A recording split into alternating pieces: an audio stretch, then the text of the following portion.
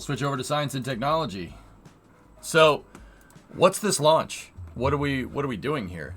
This is the Axiom-3 mission. This is a commercial crew, not part of the commercial crew program, but a commercial crew flight to the International Space Station that is entirely privately funded. This is, i.e., these are not NASA astronauts. These are private astronauts flying on a Dragon that a private or commercial spaceflight company called Axiom Space paid for to go up to the ISS. Now, I will say the commander of this mission is an ex-NASA astronaut that has tons of experience. So they're ex-astronauts, but they are not actually government affiliated right now. Previously they were. So I wanted to cover this, obviously, because it's a crew launch, and two, because, yeah, it's a freaking Dragon crew launch, private mission to the ISS. Is this the first time private astronauts go to the ISS? No. It would be the third time. See the three? I didn't think they would start this early here, but it looks like they're going to go through all the operations. It looks like crew ingress has already happened here. Interesting. Okay. That's a live view between our... So let's pick up the coverage. Here we go. Lopez Alegria and our pilot Walter Villaday. There on the left-hand side of your screen. So, John, you were talking about Peggy Whitson. I am a big fan of Peggy, and it was just so awesome to see her in the commander's chair for that AX-2 mission. I know, I'm super excited as well, Kate. So, you were talking there about the core. Let's go ahead and take a look at our crew who's on Dragon. What's wrong with today. the camera? Oh. MLA, this guy. That guy has been into space a lot. Well, this crew is the first all-European crew. We have our commander MLA, Michael Lopez Alegria, but beyond that, it's noteworthy to note that the AX-3 is the first all-European commercial crew to visit the orbiting lab, including the first astronaut from the country of Turkey. So we have a lot of ground to cover today, but our immediate focus is those 4 astronauts that you see on the screen. So let's go ahead and introduce them to you now. As I mentioned, first up, the commander of our flight today, Michael Lopez Alegria, or MLA, is no stranger to human spaceflight. He is a dual citizen of the United States and Spain. AX-3 marks his 6th mission to space, having completed 3 space shuttle flights and a Soyuz mission as a NASA astronaut, prior to commanding AX-1 with Axiom Space. MLA holds the NASA record for both the total number of spacewalks. We're commencing a health check for the launch escape system. Expect a momentary flight computer change, and then we'll go back to pad hatch closed. Yeah, Michael Lopez Alegria is one of the guys that helped, like, physically build the space station, guys. That's why he has so much EVA hours.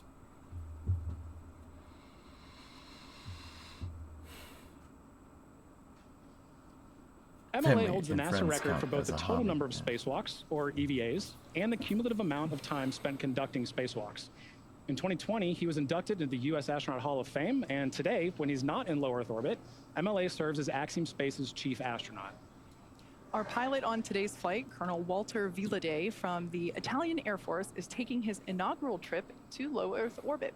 Villaday currently serves in the Italian Air Force and as head of the Italian Air Force's representative office in the United States. He has completed cosmonaut training as a space engineer, participated in multiple analog training missions, and flown a variety of aircraft and missions as an active flight engineer in the Italian Air Force. This mission is significant for Italy in that it commemorates the 100th year since the founding of the Italian Air Force. And our third crew member for today's mission is Mission Specialist Alper Izirace. Through this mission, Alper becomes the first Turkish astronaut to go to space. With 15 years of experience across a myriad of aircraft for the Turkish Air Force, Izirace got his start in the Air Force Academy in Istanbul, Turkey, and earned a master's degree from the U.S. Air Force Institute of Technology. He then flew as a commercial airline captain for several years before returning to duty in the Turkish Air Force. And on a further note, this mission marks the 100th anniversary of the founding of the Republic of Turkey. And finally, we have mission specialist Marcus Want, a lieutenant colonel in the Swedish Air Force. He flew 9 years as a fighter pilot and graduated from the U.S. Navy Test Pilot School at the top of his class. In November of 2022, Marcus was selected by the European Space Agency, or ESA, as an astronaut reserve. However, with the AX-3 mission, he becomes the first project astronaut in ESA's history, a new designation in their ranks. In just a few short hours, he'll be only the second ESA astronaut of Swedish nationality to ever go to the International Space Station, a milestone marked in a year of jubilee as the 500th anniversary of the founding of the country of Sweden.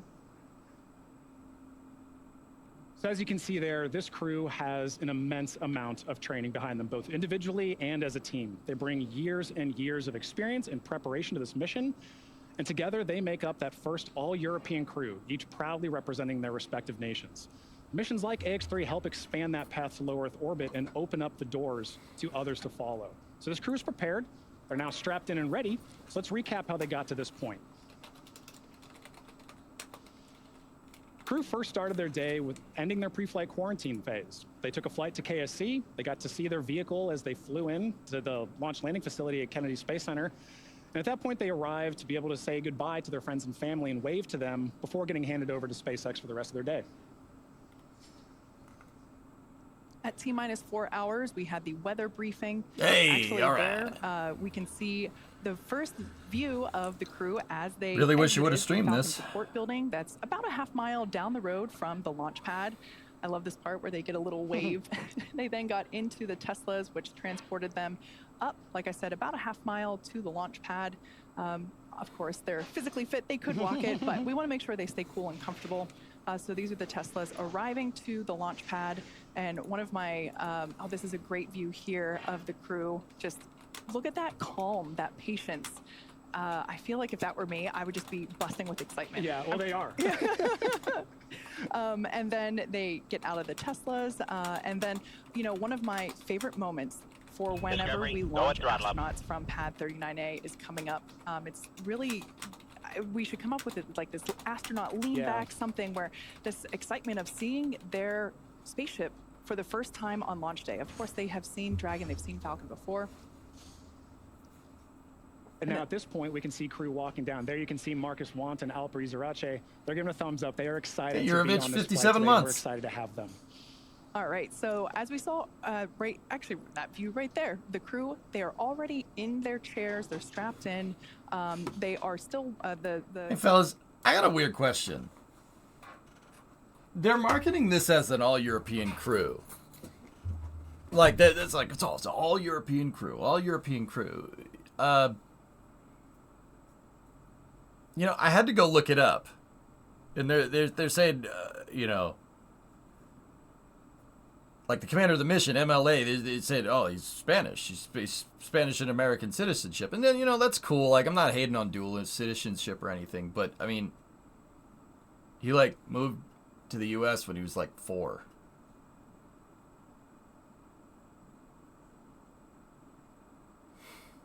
It's like when you see, like, Olympic athletes, you know, like, compete for other countries.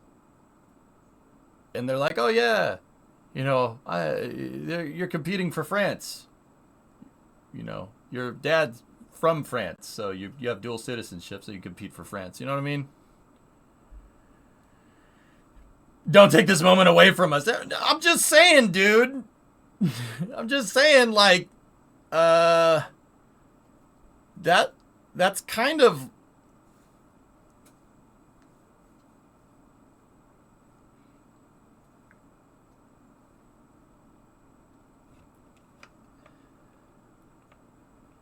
I'm sure you met some people in Boston that are absolutely still Irish. Sure. Stop hating on Europe. I'm not hating on Europe. Go at throttle up.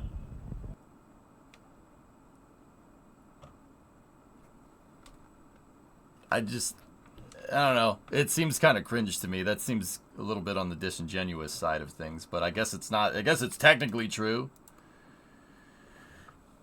You know what else is not in the EU? Turkey. But is Turkey part of Europe? I thought Turkey regionally is Asia Minor. Right? It's been a long time since, like, a regional geography class.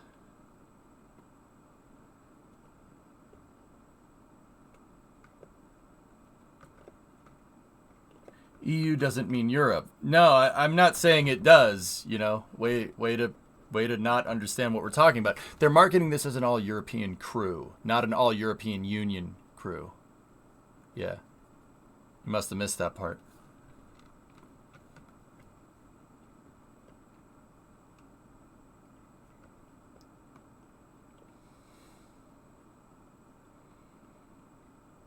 Interesting, Doom. Yeah, Waymill, I don't know, man. That just seems kind of seems a little cringe. I don't know. Maybe it's just me. Like, I guess that's right, but also, like, I don't know. That'd be like saying, you know, if I flew on a spacecraft, they'd be, you know, with a bunch of Europeans, they'd be like, oh, yes, it's an all-European crew because EJ is Italian. I'm like, ethnically, yes. Culturally, no.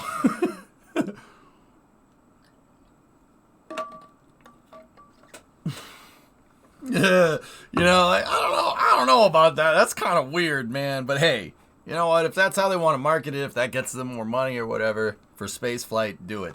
You know. That Goose, that'd be cool. Yeah, I don't know, man. I guess I don't mind it. I guess I'm asking you guys, like, is that a little, Like,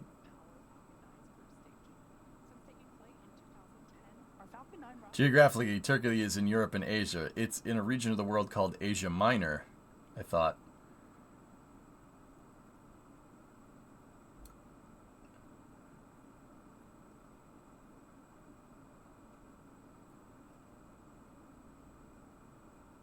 Aqualex, he lived here since he was like 5. The guy went to school in Mission Viejo, California. Joined the U.S. Navy, Bachelor's of Science Systems Engineering, U.S. Naval Academy, Master's of Science in Aeronautical Engineering. From the Naval Postgraduate School. Designated Naval Aviator 1981. Instructor pilot in Training Squadron 2 VT2 at Naval Air Station Whiting Field near Pensacola, Florida at Fleet Air Reconnaissance Squadron VQ2. In Rota, Spain, which was a shuttle abort site, by the way. And the Naval Air Test Center at Patuxent River, Maryland.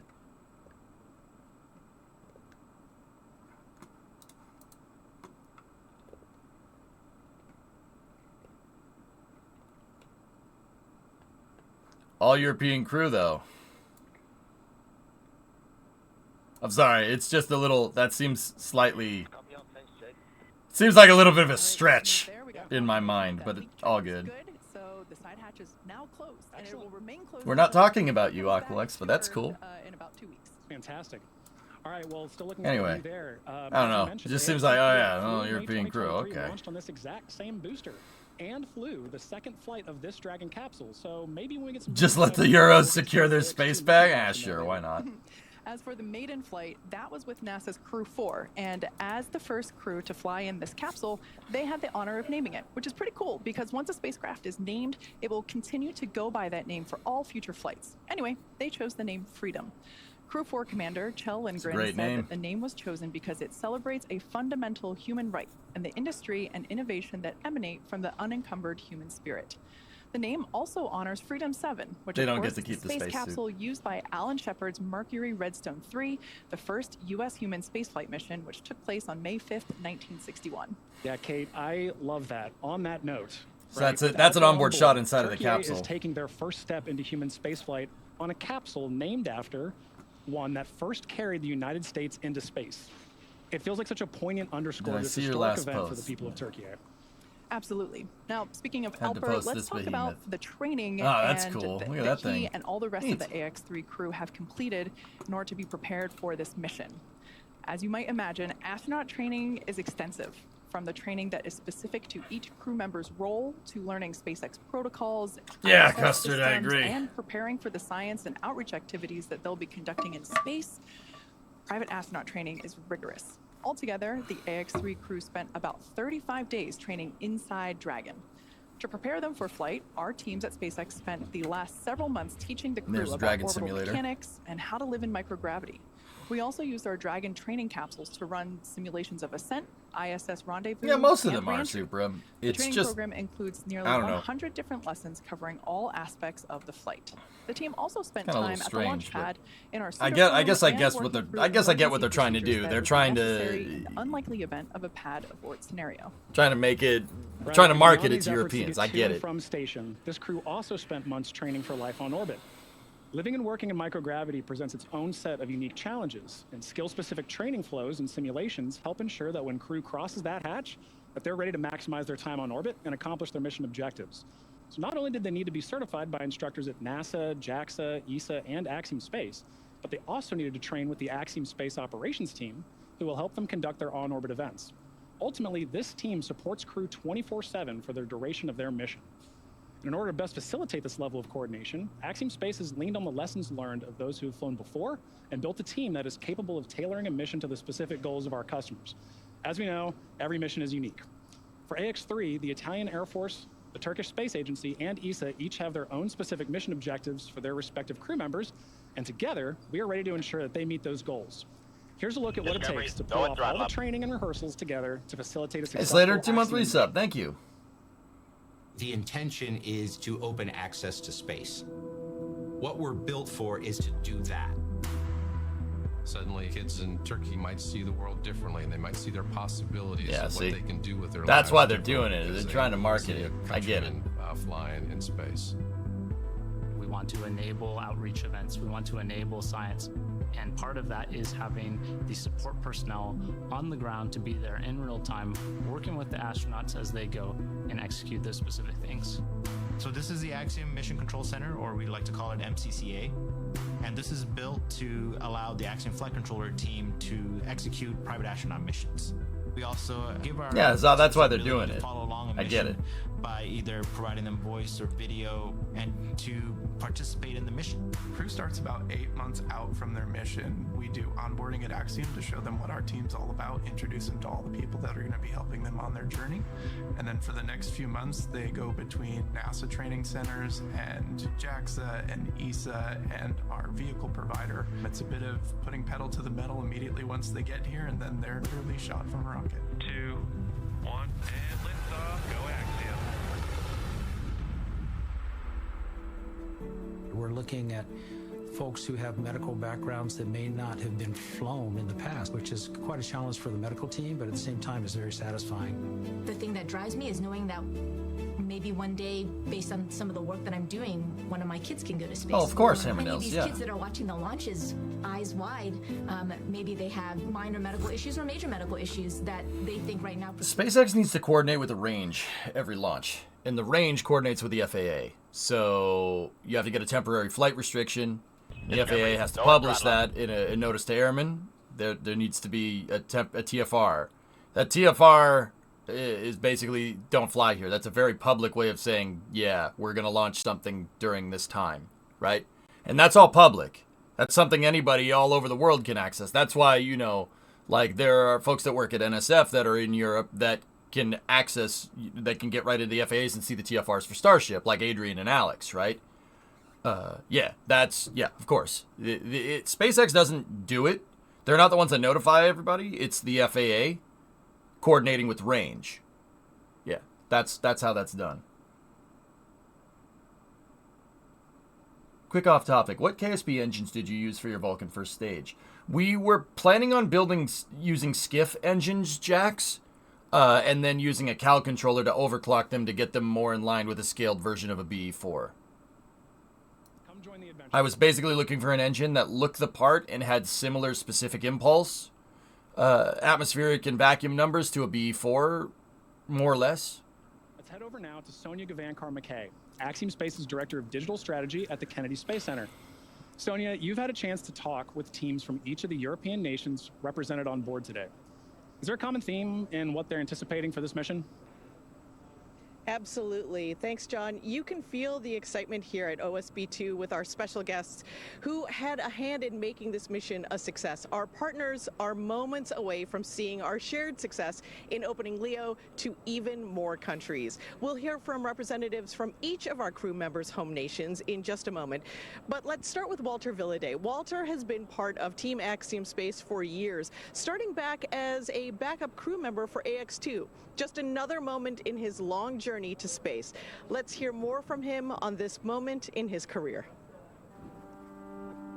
On the Air Force flag, we have 3 words. My guy. Virtute siderum tenus, with bravery to the stars.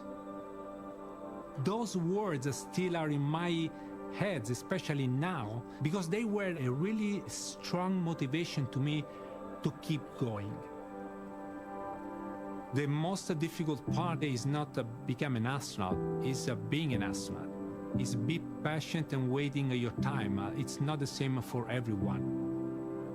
For our family, they've been along with me through all over this journey. It took almost 12 years to get to this point. After so many years of waiting, they really see this opportunity, this mission as, hey, that you in the end really make it. I am Colonel Walter Villaday, Italian Air Force, AX-3 pilot. What a Chad.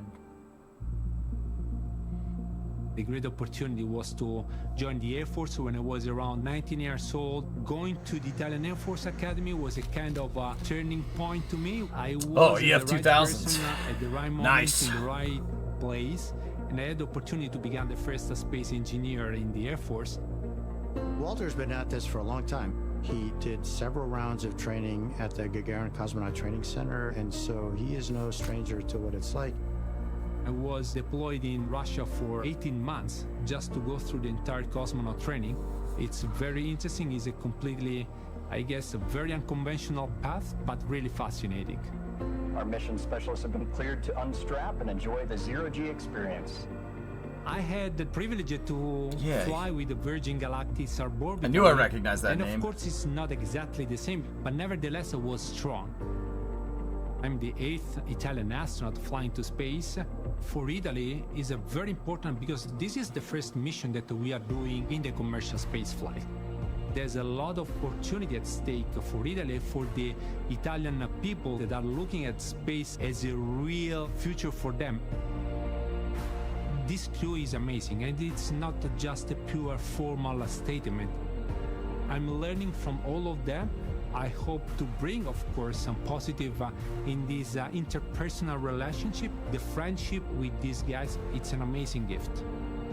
I really hope that this mission can inspire the Italian young generation to look at space as an opportunity and to believe in their dreams. Yeah, this guy's cool. Nice.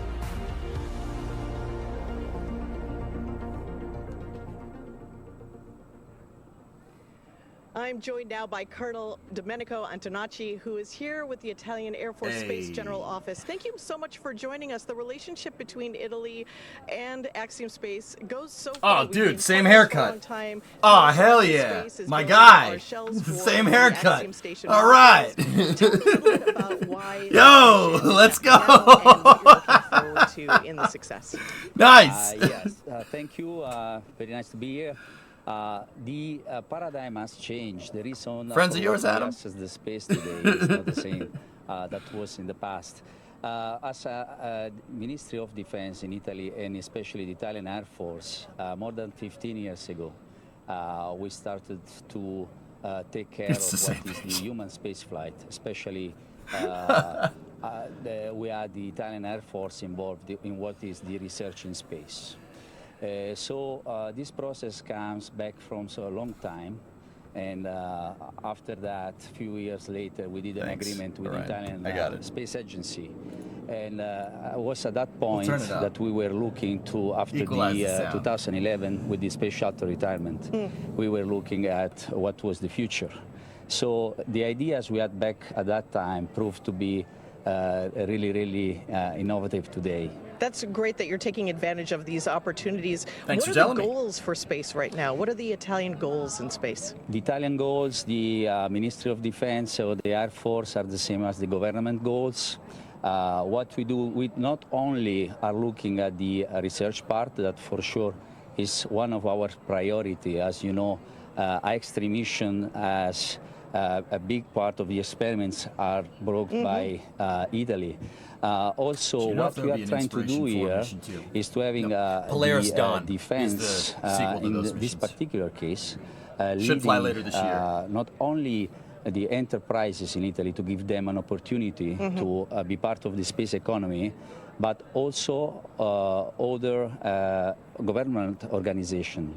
So with us, for example, the Italian Space Agency is our big partner for research, and not only that, also very, very small business and the largest business we have in Italy. Research and the research portfolio that the Italians are doing, that Walter is focused on for this mission, is so impressive. What does it mean for the research community to have that kind of focus during this 14-day mission?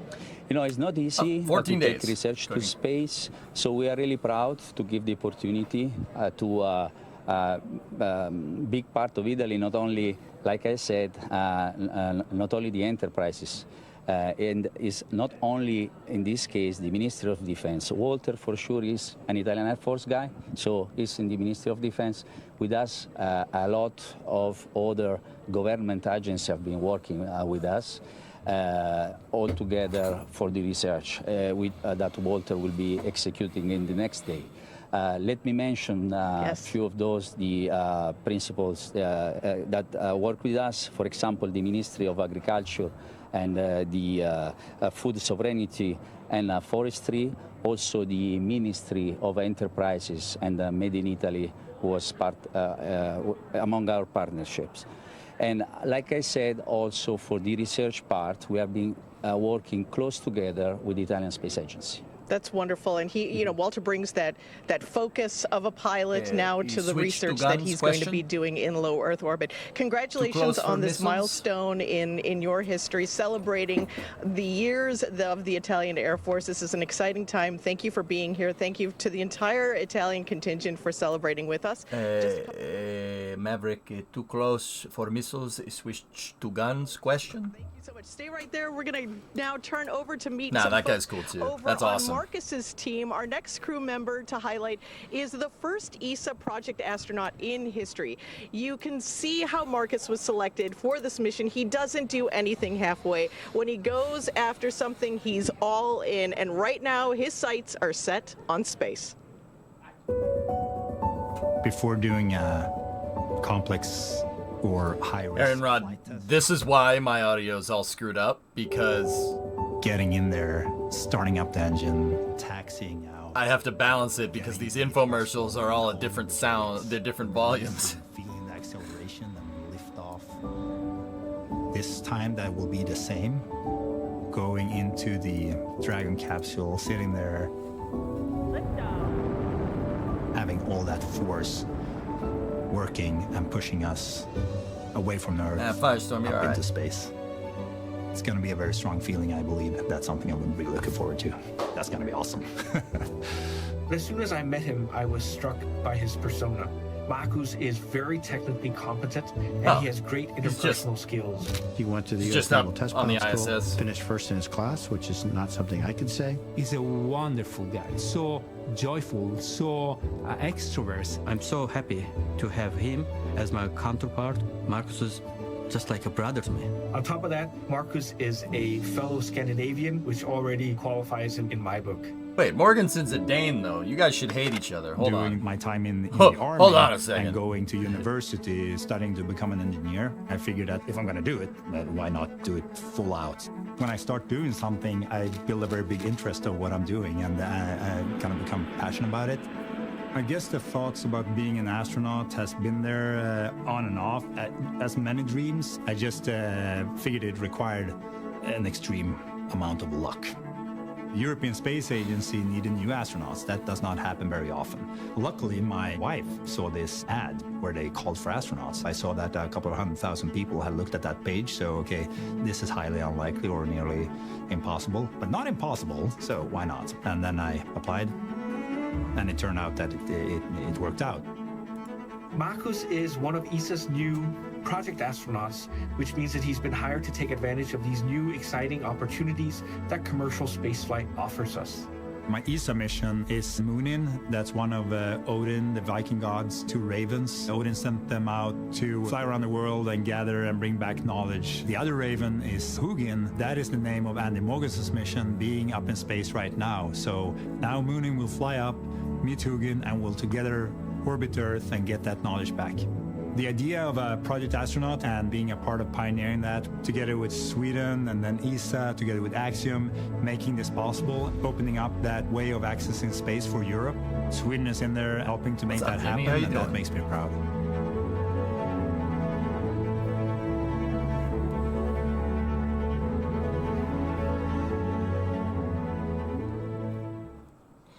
Well, I'm joined now by Daniel Pink.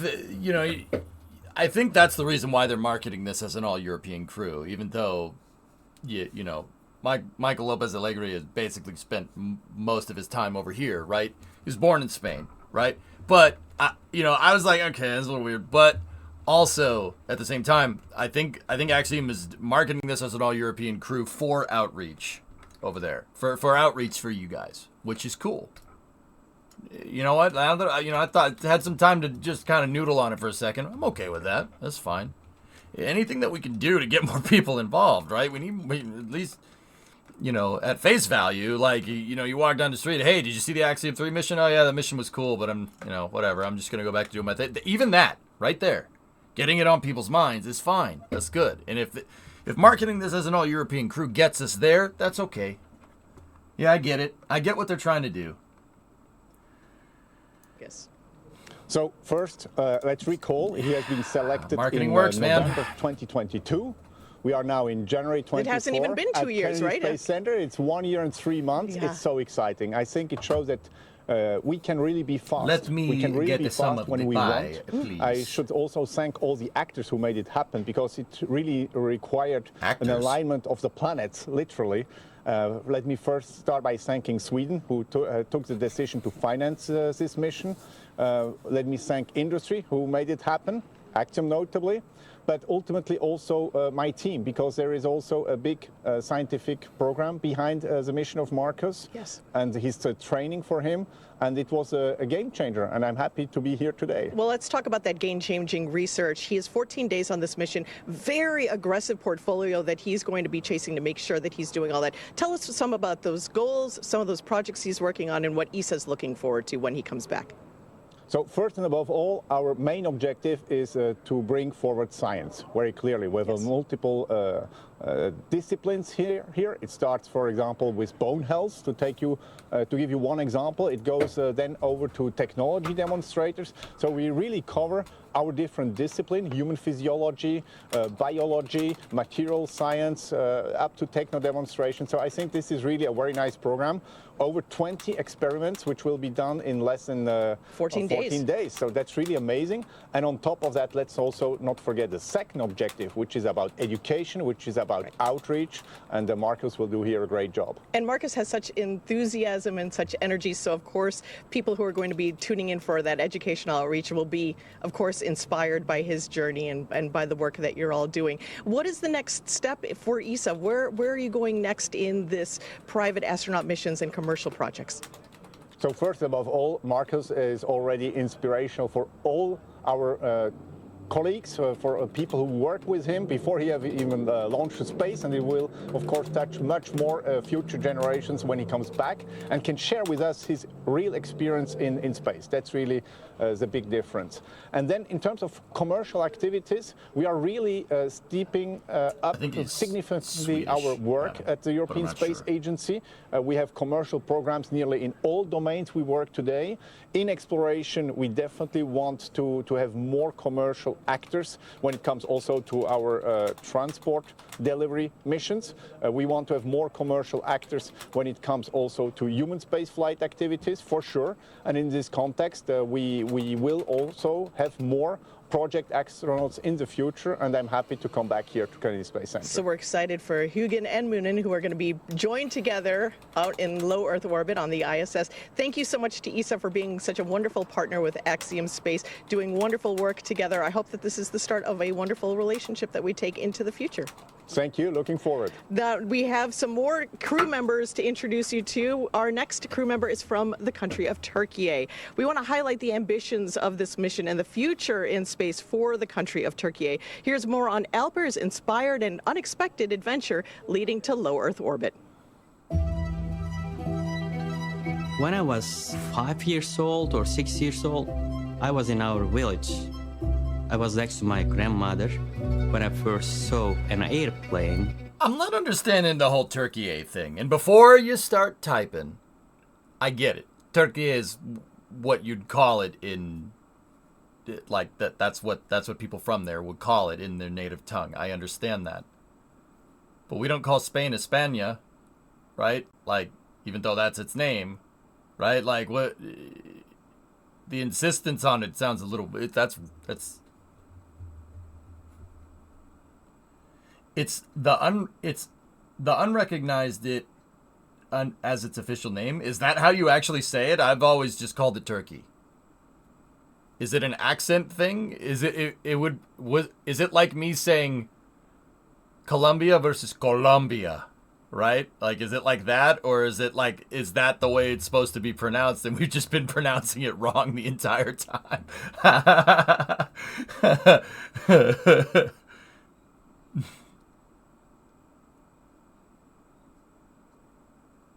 They changed their official country name very recently.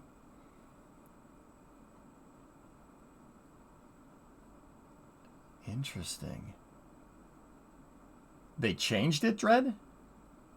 Oh. Well, I guess if that's the name, sure. Just, yeah, it's...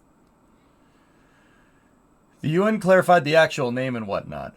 Ah, interesting. Are we an hour and 5 out? We're inside of an hour and a half to lift off, yeah.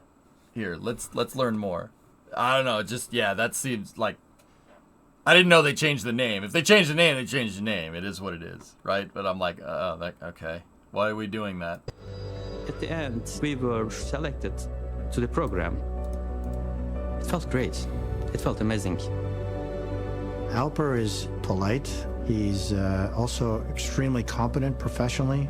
Very They don't thorough. want to be associated with He's the very bird. humble, but he's I'm not sure that's the precise, exact reason, but very, also, very yeah, I unique get person. that. Even though we come from very different cultures, our backgrounds are similar, so our common language was easy to find.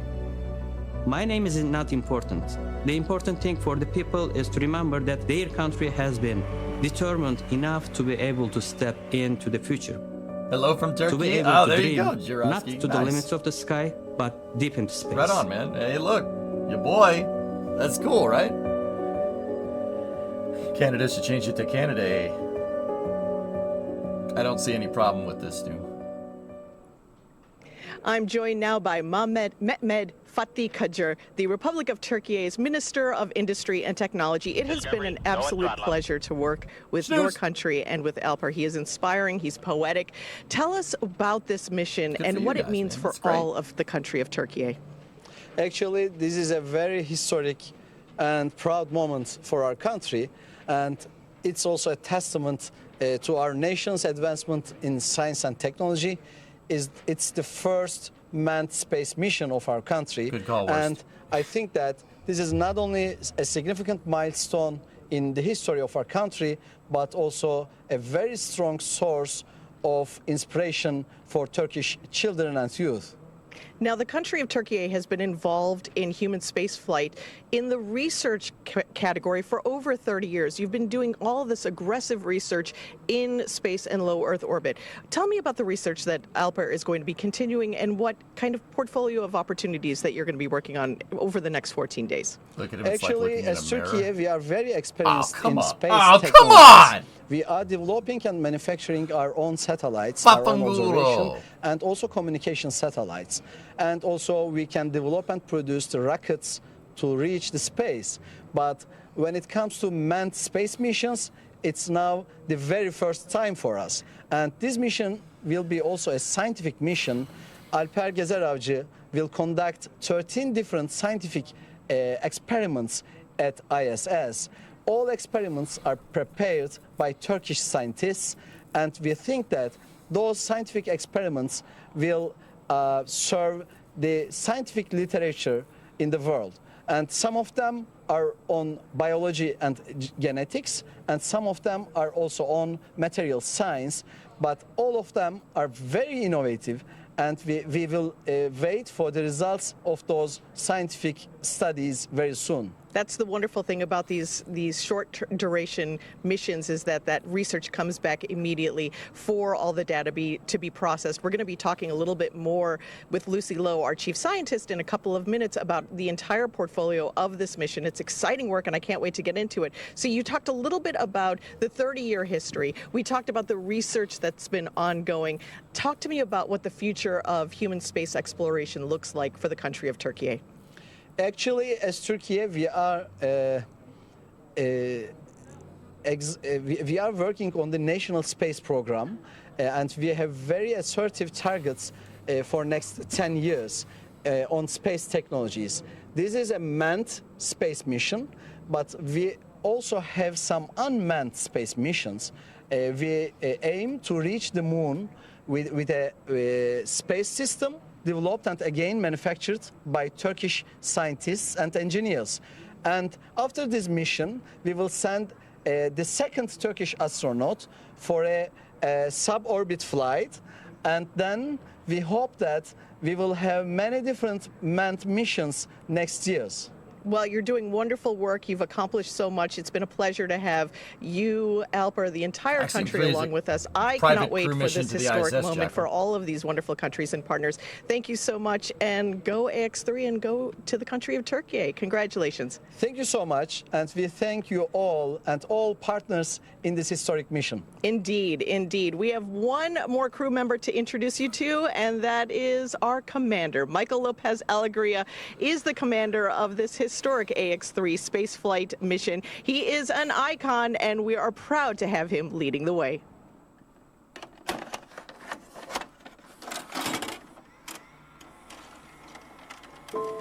I feel truly blessed and lucky to have had this career path. This is a dream come true. This is somebody who has gotten to play at the major league level 20 years after retirement. It is still the most uncomparable experience you can imagine. In fact, difficult to imagine. Michael Lopez Alegria was born in Madrid, Spain, grew up in California, and has been a naval aviator since 1981.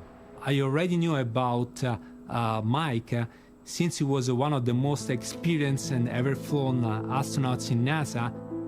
Being super experienced, still being humble and very keyed in on listening on what the crew needs. To fly with him, and even more important, to learn from him, it's a huge opportunity. This being an all-military crew, having someone that's keeping that down a little bit, keeping it a little bit informal, is very important. We are so lucky, we are so privileged to have the most experienced person of NASA and its history to be leading in our mission. 3, 2, 1. Ignition. Stop. Go Falcon, go Dragon. Godspeed, Axiom-1. I think it's my duty to try to warn them about what it's going to feel like, especially physiologically, because I want them to be prepared for that. But as far as experience goes, I just want them to have it. To soak it up and let it go through their pores and feel what it's like. The AX3 guys are super solid. I am learning alongside them. We're learning together as a crew. I want them to feel like we're all in this together. I think we're constantly redefining access to low Earth orbit, and we do that by opening the door to individuals, but also to nations. Nations who, like Turkey, have never had an astronaut in their history. These are important steps. They're great milestones in really opening the aperture to allow more people, more researchers, more institutions have access to space. I'm Michael Lopez Alegria, and I'm commander of AX-3.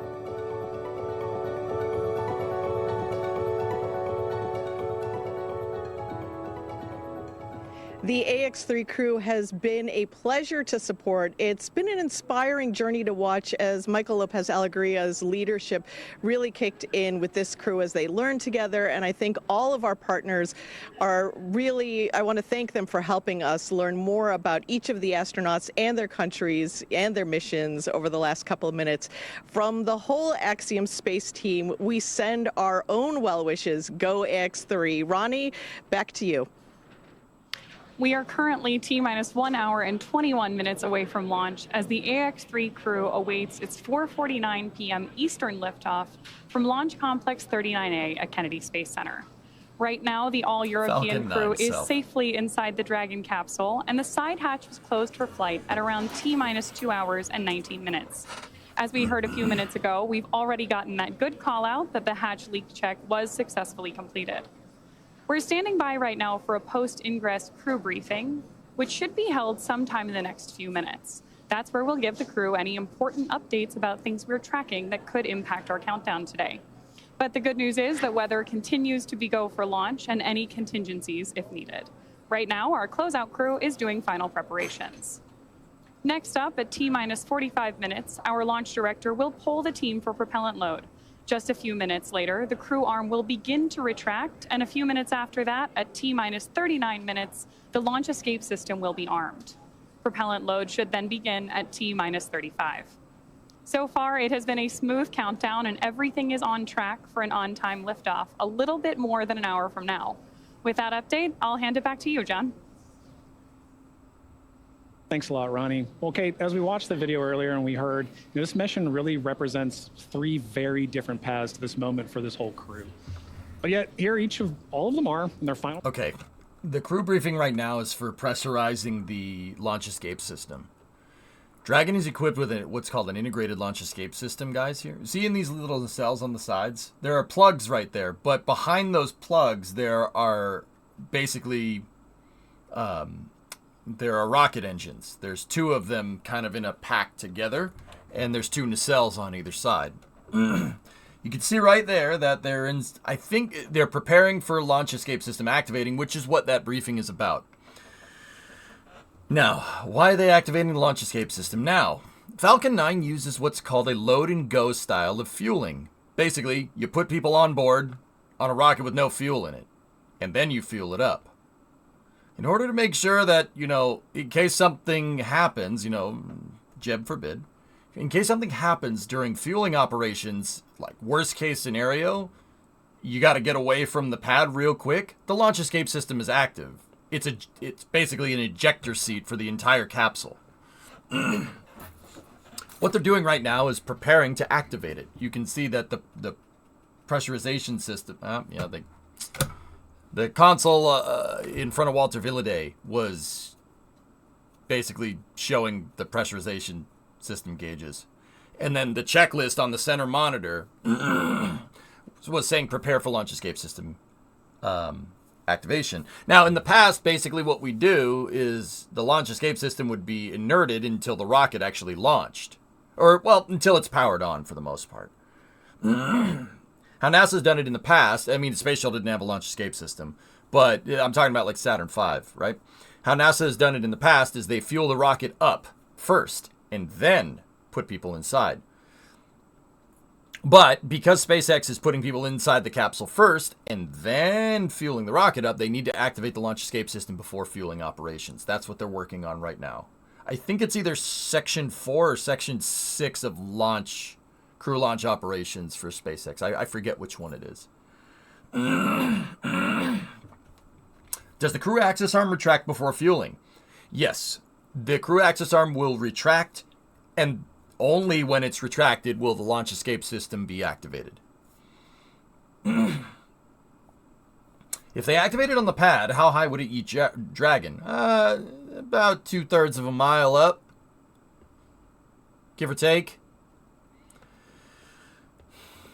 You won't go very high. The launch escape system is not necessarily designed to get you far away. It's designed to get you away fast. Minimum safe distance. very quickly. A launch escape system activation probably put about 9 Gs sustained for, I don't know, 10 seconds. You'll feel it. Oh, you'll feel it. It'll hurt, but you won't be exploded. Yeah, that's kind of important. So it's kind of important to activate that thing before fueling operations. The reason why, you know, with NASA, you have a fueling system where they fuel the rocket up first and then they put people on it, and SpaceX has put people on it when there's no fuel in it and then fill it up with fuel. The reason why the launch escape system needs to be activated is because when you fuel up a rocket, you are loading this thing with, well, I mean, if you're just looking at it from a straight mass point of view, in Falcon 9's case, you're adding 1 million pounds of mass. You're adding 1 million pounds of mass to the vehicle. Now, on top of that, those propellants, if the oxidizer and the fuel mix, you get a nice explosion. So you probably want to keep those apart from each other. And then on top of that, you're pressurizing things. And on top of that, one of your propellants is cold. So when a rocket is going through fueling, it's going through what's called physical transients. Basically, it's part of Falcon 9 with the liquid oxygen in it is going to contract a little bit. Part of it isn't. This is you're changing a lot of variables all at once. Mass of the vehicle, temperature of the vehicle, pressure of the vehicle. You're changing a lot of stuff all at the same time. So fueling operations is actually super dangerous. Now, the interesting thing is that when the vehicle's fully fueled, that's Inspiration 4. When the vehicle's fully fueled, pretty dang safe. Because it's already cooled down, it's already contracted, it already did what it needed to do. Right? Like, it's already gone through transient, so it's nice and stable. A rocket with no fuel in it, well, rocket with no fuel, obviously stable. It's just that in-between phase when you're filling it up with gas. Not gas, you're filling it up with liquid oxygen in RP1. And because of that, they activate the launch escape system first. They switch the screens off. But there was a lot of subs in there. Rocket Guy with an 89-monther.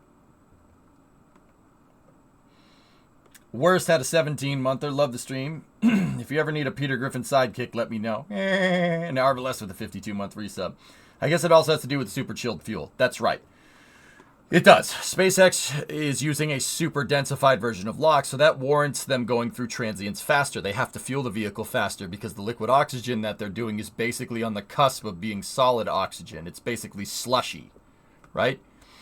And if it solidifies, well, you're going to, you don't want to be, they had problems with that, but they've since fixed it. But it also, don't take the chance. SpaceX has plenty of good data on using densified propellants. The reason why they're using densified liquid oxygen is they can squeeze more performance out. It's basically the rocket equivalent of using a turbocharger. You're getting, densified liquid oxygen allows you to get more liquid oxygen into the same tank. More oxidizer in the tank, in the tanks means you can put more fuel in there. And, and if you can run more fuel and more oxidizer, you can make more power. Straight up.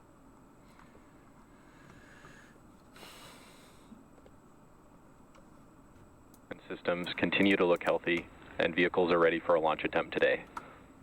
Weather continues to look great, and we'll keep you updated if anything changes. How copy so far? Very pleased to copy all so far, Jake. Okay, I do have one item for you looking ahead in the timeline to the first Dragon burn on orbit. That's the phase burn at 22:33 Zulu. I have some info you might want to record. Report ready to copy. Ready to copy. Okay, for your awareness, we have a TDRS gap starting at 2225. That's 11 minutes before the phase burn, and it ends at the same time the burn ends. That's 2242.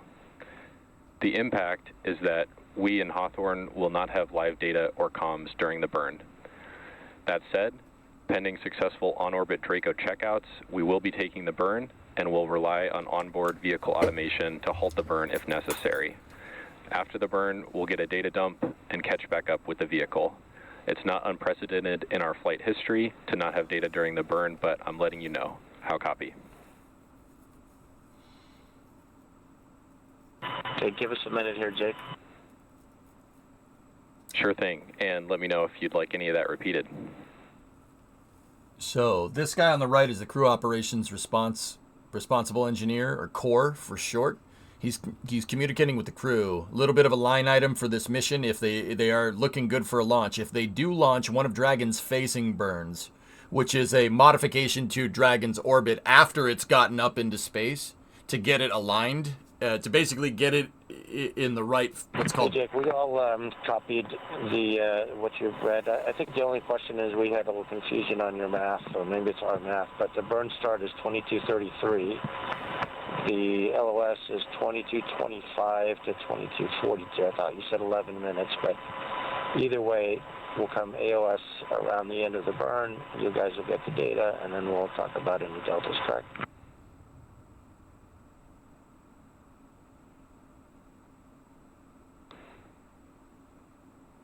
Okay, I understand the confusion. I called burn start 22:33. It is actually 22:36. That's my mistake, and explains the 11-minute gap then between 25 and 36. Yep, all clear now. Thanks. Okay, that's all I had. Any questions from the crew here for the team in Hawthorne? No questions. Copy all. Okay, so basically what's going on there is the line item for this mission is that during one of Dragon's phasing burns, they're going through a tracking data and relay satellite handover. TDRS is NASA's low Earth orbit communication system. There's satellites that are out in geostationary orbit and basically handle any NASA communications from low Earth orbit all the way up to where they are. Past that, you're using the Deep Space Network. But he basically communicated that during one of Dragon's phasing burns, which is a small burn once Dragon has gone up into space. So once it's up and it's on orbit, right, they'll do small little burns to adjust to line up for a transfer with the ISS. During one of those phasing burns, at the very tail end of the burn, there is a TDRS handover. Basically, there's just going to be, it's just a weird spot where they're going to be in between communication with the satellites. It happens. That happens from time to time, and there will be no ground stations either. I mean, you don't really need SpaceX's ground stations with TDRS, but there's just going to be a little bit of a signal blackout from mission control at the end of the phasing burn, which is not a big deal. That is just a heads up. That's inconsequential. It's just letting the crew know that that's what's going to happen. And it's funny because the times he communicated to Mike, the commander, he said, "Wait a minute, those times don't make sense." And he looked back at it. He said, "Oh yeah, I screwed up." That stuff happens, but this is why you read it back. That's why the read back is important. And that's why he's commanding this spacecraft, because you can't miss with stuff like that. So what's the purpose of this launch? This is a privately funded mission to the International Space Station using SpaceX's Dragon. You have an all-private crew aboard here going up to the ISS for a 2-week stay. Yep, this is the third privately funded mission to the International Space Station by Axiom Space, hence the AX-3. Axiom Space is basically a private spaceflight organization. They fly mostly on Dragon, and they're also going to be building space stations in the future. That's probably what they're showing right now. Yep, there's a common berthing mechanism hatch. Yep, there's their space station right there.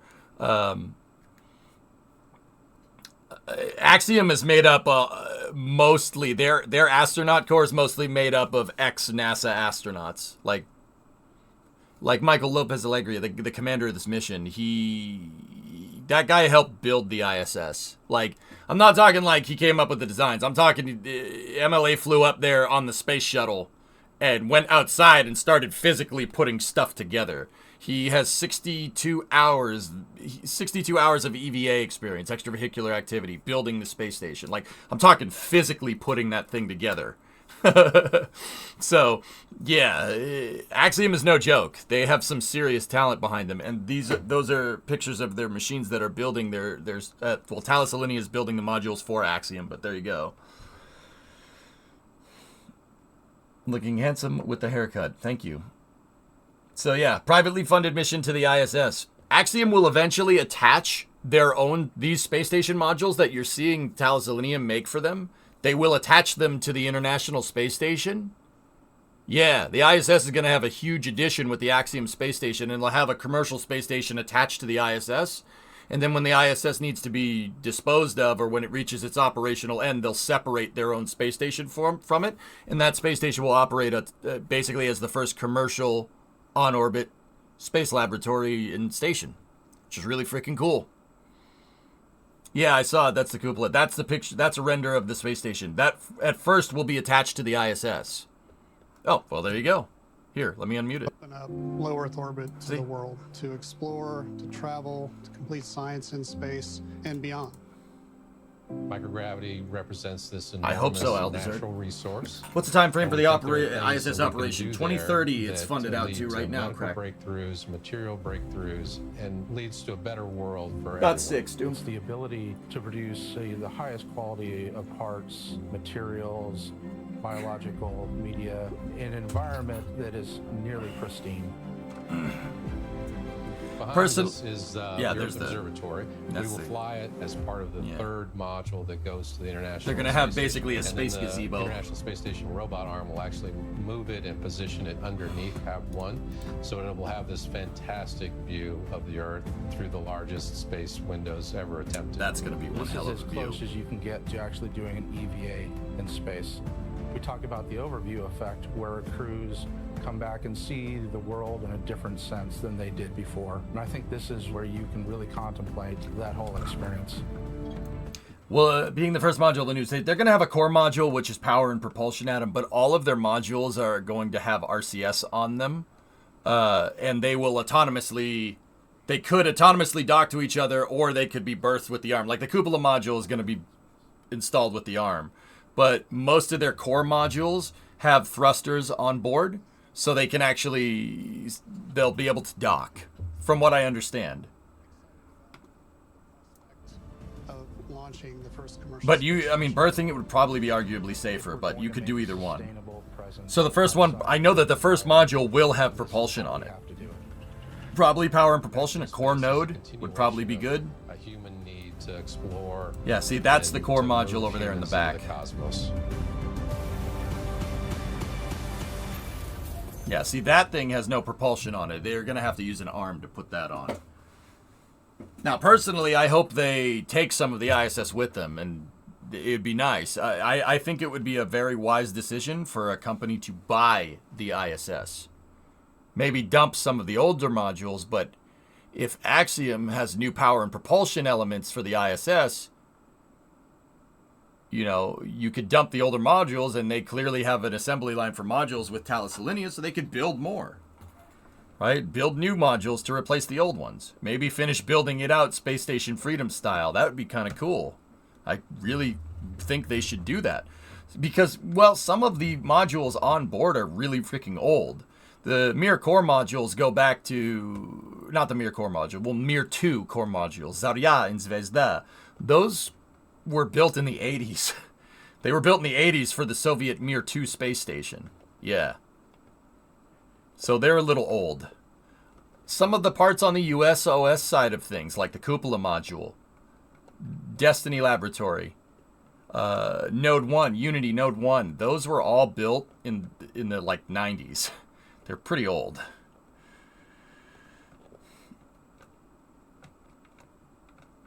Hey Rob, what's going on? Yeah, so was I, Panderific. So, but the flip side of that is that some of those modules, like Node 3, Tranquility, right? That was launched, I don't know, 12 years ago? That's not that old.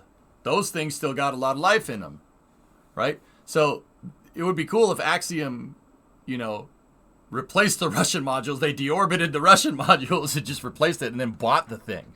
Privatizing the ISS, I've always thought would be a good idea when NASA's done with it. Why would you get rid of that capability? Why would you let that burn up? I think that's a really bad idea. The flip side of that, though, is that spaceflight infrastructure does have a shelf life, guys. Some of those modules are... Eventually, the maintenance on that thing is just going to be really freaking difficult. Any options to warm up the cabin. They're a little cool. As I was saying, MLA, our commander today, he is our first repeat flyer in the history of the Dragon program, which I guess Russian means that we have to make a frequent flyer member club of some sort. I think you need to this dragon's going to the ISS. He's no stranger Privately to funded, as we're going to look at now. So the voice you heard there, like Kate just mentioned, Michael Lopez Alegria, or MLA, who is no stranger to human spaceflight. He's actually a dual citizen of the United States and Spain, and AX-3 marks his 6th mission to space, having completed 3 space shuttle flights and a Soyuz mission as a NASA astronaut, prior to commanding AX-1 with Axiom Space. MLA holds the NASA record for both the total number of spacewalks and the cumulative amount of time spent conducting spacewalks. In 2020, he was inducted into the U.S. Astronaut Hall of Fame, and today, when he's not in low Earth orbit, MLA serves as Axiom Space's chief astronaut. Our pilot on today's flight, Walter Villade, is from the Italian Air Force and is taking his inaugural trip to low Earth orbit. Villade currently serves in the Italian Air Force and as head of the Italian Air Force's representative office in the United States. He has completed cosmonaut training as a space engineer, participated in multiple analog training. SpaceX, for a different topic, we are about to send a command to cycle the orbit tank ISO valves to equalize low flow pressure. You should hear it. How copy? Okay, we copy. We're standing by. All right, just notification there to the and crew. Dragon, I've got an update on the cabin temp, and it's not necessarily favorable. There's not much we can do at this point from the ground, especially anticipating the heating that will incur during ascent. I'd like to assess if this is something you think you can ride out for another hour here. There's the launch escape system pressurization right there. Absolutely, Jake. Just wanted to ask, but we understand what the priority is here. Copy, Dragon. Yeah, appreciate you asking. Sorry we can't do more in this situation. So, that's your helium pressurization tank? NTO and MMH tanks? Or I think there was just NTO on that side, Walter, and the MMH he has tanks completed were on the other cosmonaut side. training as a space engineer, participated in multiple analog training missions, and flown a variety of aircraft and missions as an active flight engineer in the Italian Air Force. Custom This mission is front-end, significant Rob? for Italy in that it Linux commemorates the back-end, if I'm 100th remembering year since the founding of the Italian Air Force. Now, our 3rd crew member for today's mission is Mission Specialist Alper Izarauce. Through this mission, Alper becomes the first Turkish astronaut to go to space. With 15 years of experience across a myriad of aircraft for the Turkish Air Force, Izarauce got his start in the Air Force Academy in Istanbul, Turkey, and earned a master's degree from the U.S. Air Force Institute of Technology. He then flew as a commercial airline captain for several years before returning to duty in the Turkish Air Force. This mission also marks the 100th anniversary of the founding of the Republic of Turkey. And finally, we have Mission Specialist Marcus Want, a lieutenant colonel in the Swedish Air Force who flew 9 years as a fighter pilot and graduated from the U.S. Navy Test Pilot School at the top of his class. In November of 2022, Marcus was selected by the European Space Agency as an astronaut reserve. However, with this mission, AX-3, he becomes the first project astronaut in ESA's history, a new designation within their ranks. In just a few short hours, he'll be only the 2nd ESA astronaut of Swedish nationality to ever go to the International Space Station, a milestone marked in a year of jubilee as the 500th anniversary of the founding of the country of Sweden. So, that is the AX-3 crew. We are now under an hour until liftoff. We're at T-minus 58 minutes and 10 seconds, and they're going to be heading to the International Space Station.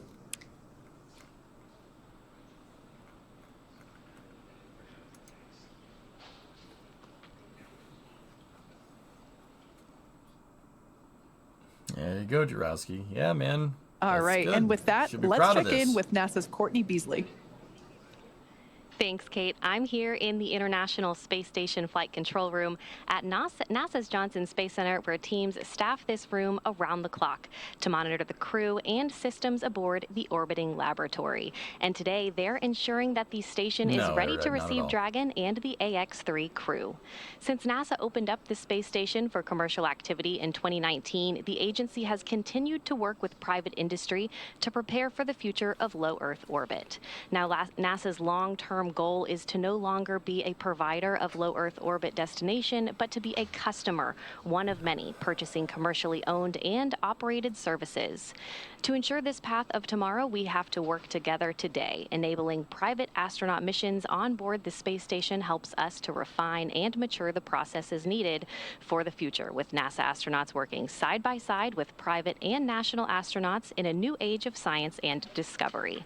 And we take this next step together as we continue counting down to launch the AX-3 crew to the International Space Station.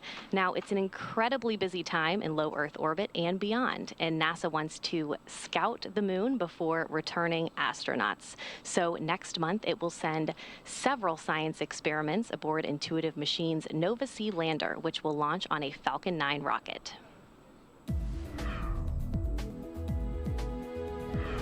NASA is working with several American companies to deliver science and technology instruments to the moon through CLPS, the agency's Commercial Lunar Payload Services initiative. One of the companies is Intuitive Machines, which developed and built the Nova-C lander.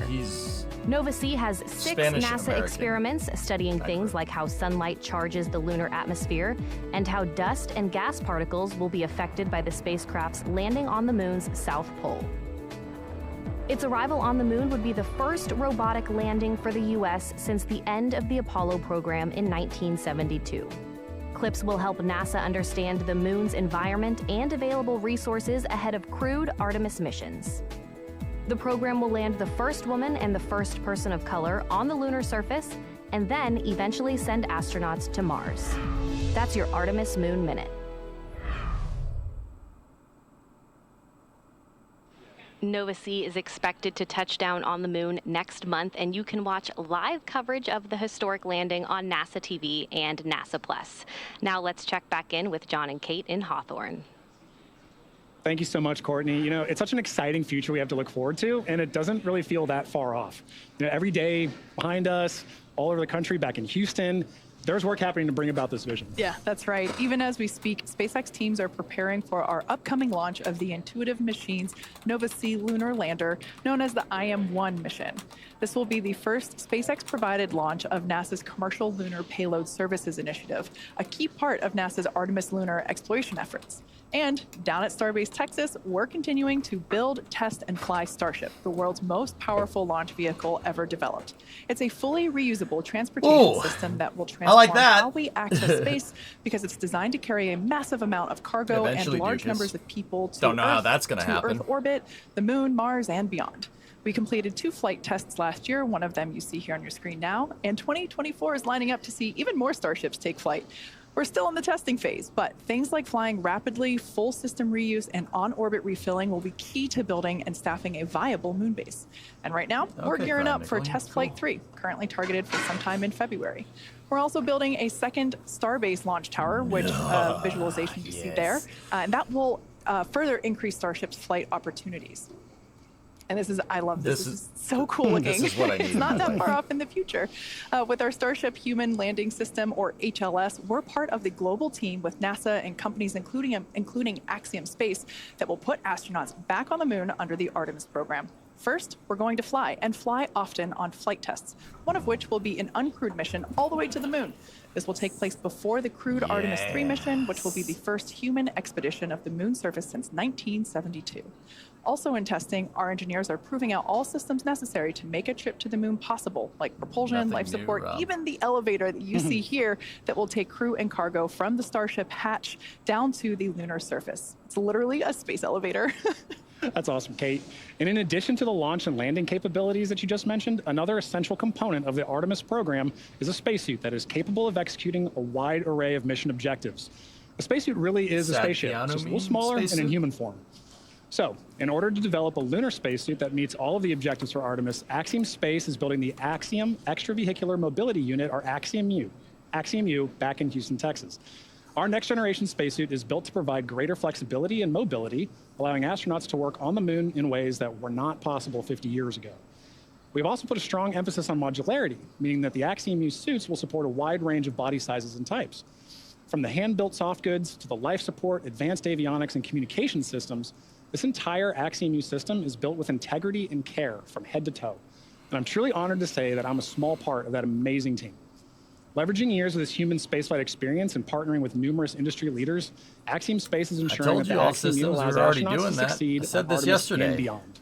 And I got grilled for There's it. so much to look forward to with this groundswell of focus on the moon. It's just incredible People that listen to me, humans damn are it. finally going back to the moon, and the efforts of SpaceX and Axiom get to play a vital role in that. You think I just make this stuff up up for fun? Generation, right? Like, this is what commercialization of space looks like. It takes cooperation, it takes coordination, and a lot of dedication. And AX3 is a critical step in demonstrating those core components. Absolutely. Now, for those that have just recently joined, we are now about 51.5 minutes away from launch. The clock continues to count down to the launch of AX3. So let's share some of the highlights of the day that got us to where we are now.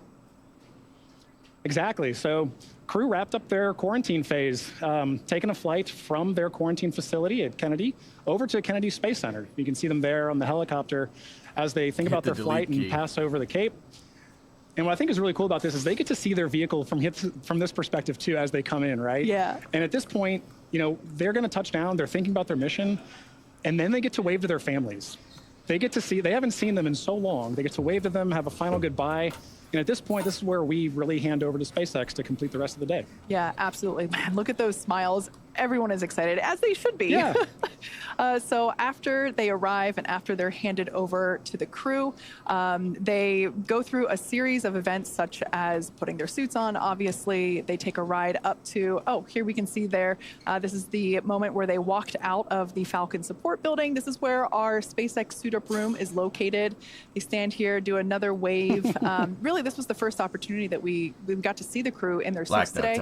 Got in those Teslas and drove up to the launch pad, which is about roughly a half mile away from where those doors are.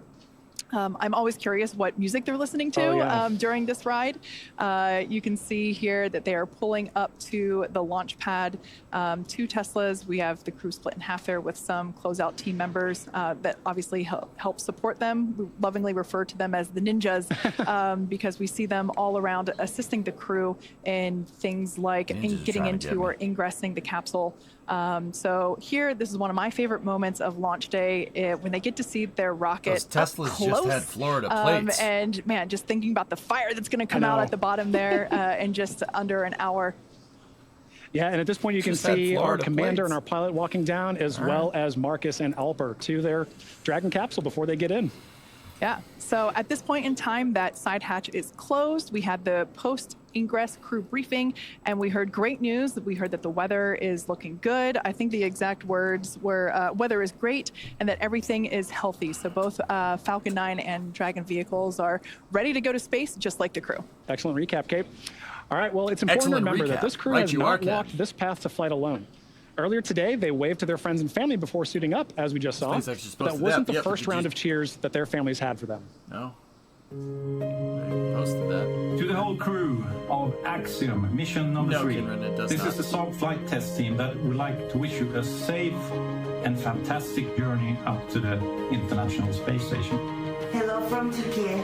Have a safe space flight. Good luck. Ciao papà, buon viaggio. Siamo con te, amore. Siamo tanto orgogliosi di te, papà. Ti vogliamo bene. Ciao. Greetings, Commander Mike and AX3 crew from your ASTM family here in Philadelphia, Pennsylvania. Your dedication to exploration and discovery inspires us all.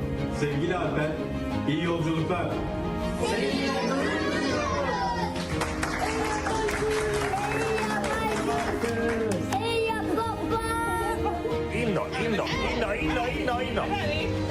Rymden!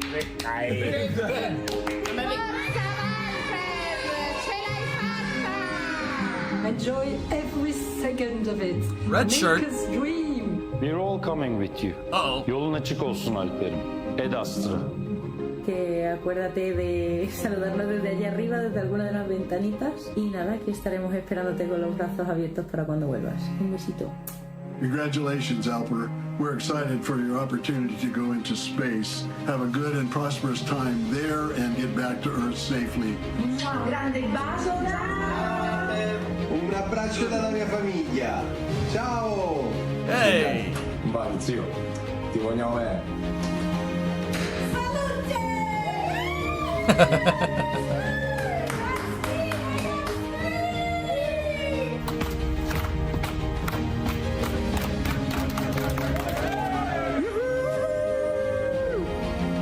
We wish you the best of luck and have fun on this life-changing mission. Hey, AX3 crew. Listen, you guys are about to have a lot of fun. Be sure you get in the cupola a lot. Call home. Actually, call all your friends. And just be sure you tie your sleeping bag down well. I ended up somewhere else one day. It was a hoot. Anyway, have fun. Ad Astra. Enjoy. See you when you get back.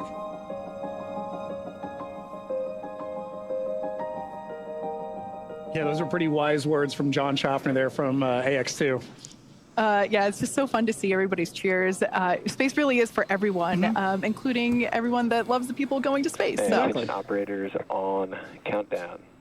Polling is complete. Both Dragon and Falcon teams have pulled go for launch escape arm, propellant load, and launch. Stand by for abort instructions. Okay, here we go. T-minus 45 minutes. Both control rooms go into lockdown and remain in that state until the launch escape system is disarmed. All operators are to remain at their console and maintain a sterile cockpit until MD confirms successful disarming of the launch escape system following orbit insertion or propellant offload in the event of a scrub. For non-urgent no-go conditions, brief the CE or LD and they will approve aborting the countdown. For urgent issues affecting the safety of the operation, operators shall call hold on the countdown net. Launch control will abort the launch auto sequence immediately and proceed into launch abort. At T-minus 10 seconds, launch control will be hands-off and relying on automated abort criteria for the remainder of the count. Operators advise the launch director whether structural breakup or fire is imminent or occurring per Dragon manual escape flight rules. Do we know the history of the booster? This is launch booster control at this time. You may 1080. proceed with arming the crew arm for movement. Okay, crew arm retraction. Control copies, proceeding with arming crew arm for movement. Here we go. So they're going to move the arm out of the way, and then the next step after that is arming the launch escape system, and then fueling operations after that. What you just heard was basically a mission briefing. Pilots do this on aircraft. You run through the procedures. Well, there you heard it. We are go to proceed with... Basically just go through all the emergency contingencies. If you've ever flown on a commercial airliner, right, the spiel that they give about the seat belts and stuff, basically that, but a little more involved. Crew access arm is retracted. Oh, great shot. Is currently on board, again with that great view of the crew access arm moving away from Dragon. They're at historic launch pad 39A. Great shot. So now the range continues to be go for launch, and we're monitoring the clearance area around the launch pad, as well as air and sea space around the flight corridor. Even though we have been keeping an eye on... The module that's underneath the capsule, why is one half black? That's the trunk. The trunk is the basically the structural adapter that adapts Dragon from the second stage to the capsule. But the trunk also serves as kind of a service module, but kind of not. The reason why one side is dark is because those are solar panels. The reason why the other side is light is because those are the radiator. Your thermal control systems are over here, and your power generation systems are over here. When you're on orbit, they basically have the solar panel side facing into the sun, and this is facing away from the sun. This is using black body radiation to basically keep all the systems on board cool. So solar panels and radiators on the trunk. But this is a structural adapter piece that adapts Falcon 9's second stage payload attachment, Dragon payload's attachment fitting to the capsule. This part stays with the capsule on the way up. And will stay with Dragon until it is jettisoned right before the capsule re-enters. All right, so right now the crew is activating the launch escape system. How don't they have blood flow issues in that position? I feel like eventually their fingers should get stiff, which would be a problem. No, the seats are they're kind of angled, so yeah, it's not too bad. They're facing upright, but yeah, they're not. It's not like their blood is rushing to their head or anything. They're just sitting sideways. I'm basically lying down, but you're lying down in a chair. Possible to ensure the crew has options at all times, including an escape in the worst of scenarios. It is our most solemn duty to make sure the crew gets home to their families. And we're here now seeing like we said, the crew is activating the launch escape system. If engaged, it would utilize the Super Draco engines, which are basically extra powerful versions of the Draco engines that Draco uses while on orbit. So, generally speaking, we don't want to activate the Super Dracos, but they're there in case if necessary. So launch escape system arming is now underway. But let's talk a little bit about the control rooms that we are operating. Launch escape system is verified armed. LES is online. So how they go about verifying that the launch escape system is on is they have a helium pressurized system. Now that's a picture of a Super Draco right there. Looks very, very simple, right? Well, that's basically because it is. It has a monomethyl hydrazine injector and a nitrogen tetroxide injector, and that's it. When those two chemicals hit each other, they explode, and that's what makes the rocket engine go. The launch escape system is made out of absurdly simple pressure-fed rocket engines. It's about as simple as you can go for a rocket engine, and that pays because you don't want something complicated that has more parts that could potentially malfunction when you're trying to get away from an explosion, right? So, how do they arm the launch escape system? Well, see that helium tank or this pressure vessel right next to it? This pressure vessel is used to, well, it's used in some. It's hard to say exactly what that's for, but they use pressure vessels like this one. And the fuel and the oxidizer is stored inside of these. These are in like the bottom of the Dragon capsule down by the heat shield. And what those systems basically do is they have basically a helium tank that is attached to a nitrogen tetroxide tank, and then there's a helium tank over here that's attached to a hydrazine tank, and then the plumbing goes to the engines, right? And they mix those inside of the Super Dracos, and they explode. And also the RCS, a little bit of a complicated fuel line system. So how do they arm the launch escape system? They open up valves that lead to the injectors for the Super Dracos, right? Now, how does helium go into this mix? What does helium have to do with it? Well, if you had a tank that was pressurized with nitrogen tetroxide in it, right? And you drained the tank, you'd be working on residual pressure here, right? So once the tank pressure went lower or basically went to vacuum, it could implode. You don't want that. You want to squeeze out all the fuel that you can possibly get. You're going to get a pressure drop if you just have the fuel going into the engines, right? So how systems on board, or how spacecraft thrusters work, spacecraft satellite, whatever, ISS, take your pick. How this all works is they have a helium tank. The helium tank is pumped into the oxidizer in the fuel tanks. There's two helium tanks, one for the oxidizer side and one for the hydrazine side, right? And they're pumped into a bladder that's inside of that pressure vessel.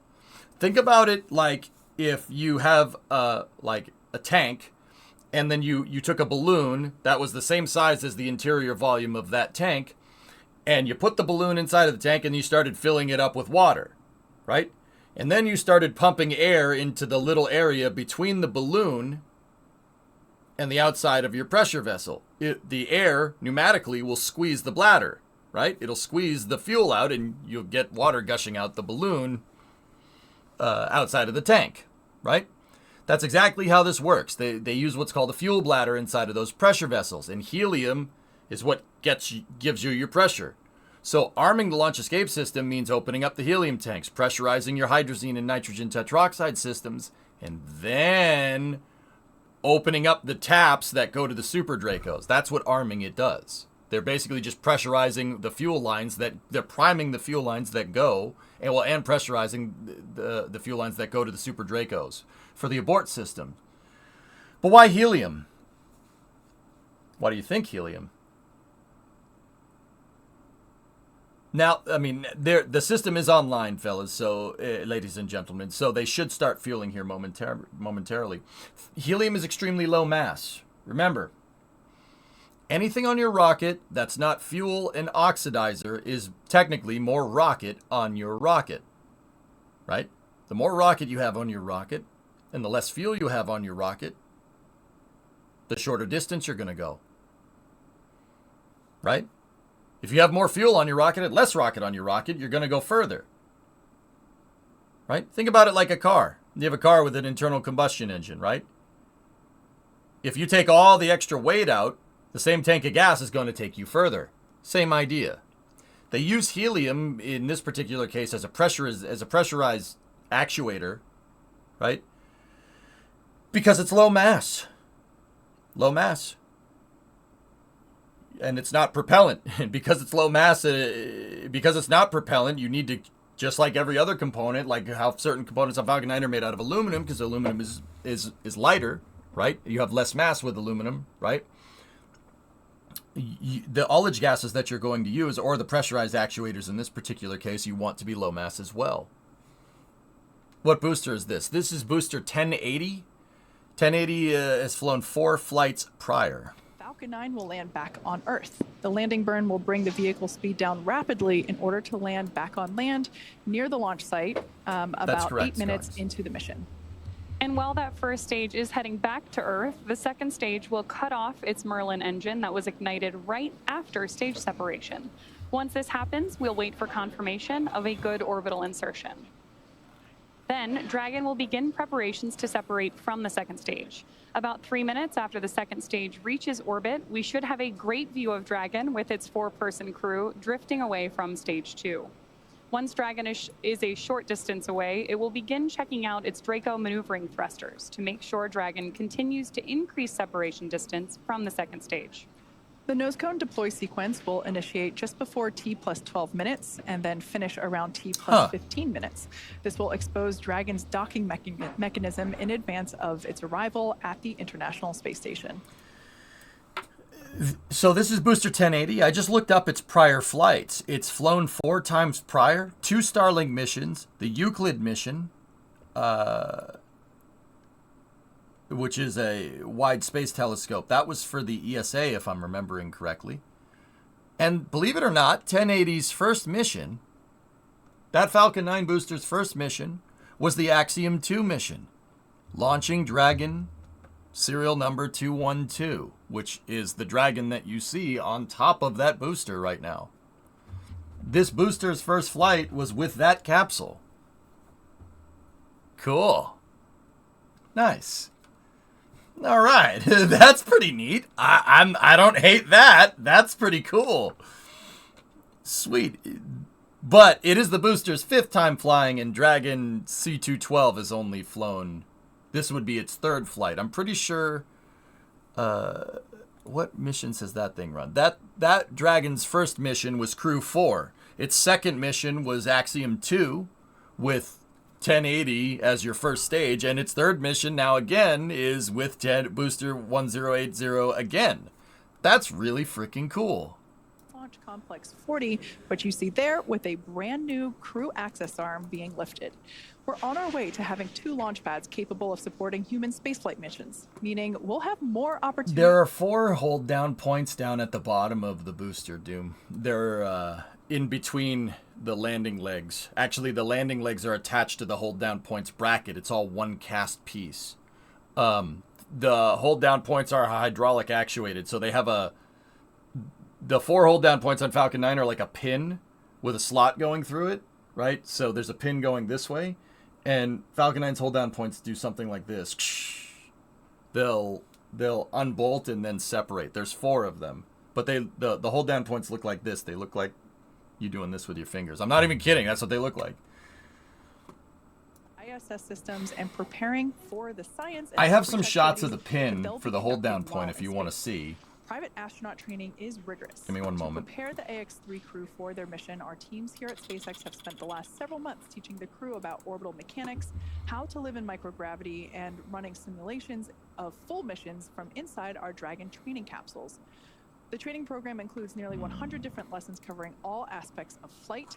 And if you're thinking it's kind of hard to tell what's the true training and what's the real capsule, that's true, because they're pretty much identical, and that's the point. See, that's the whole down point. There's 4 of them. At the launch pad, in the suit-up room, and working through emergency the legs are also procedures mounted to the same in the plate. unlikely event of That's a all pad one abort piece. scenario. That's all one piece So, of metal. let's take It's a further cast. look at this crew in action. Cast aluminum. That thing is Exactly. The crew spent extremely extensive strong. amounts of training time in historic Building 9 at the Johnson Space Center, learning from certified instructors. Like I said, on the hold all down points critical are systems like this. necessary to ensure a The successful claw. stay Just aboard the orbiting laboratory. There's 4 The of team even them. prepared for unlikely emergencies, like you mentioned, Kate, and learned how to provide first It's aid the in attachment points for microgravity Falcon environments. Heavy. On Additionally, center learn how to cores, yeah. prepare Center food, core doesn't make have that selections there. for It their actually needs, has the as well as claw. how to is learning other has the mission inverse of control, that. positions and how mission control operates to Yeah. better ensure that mission success during their flight.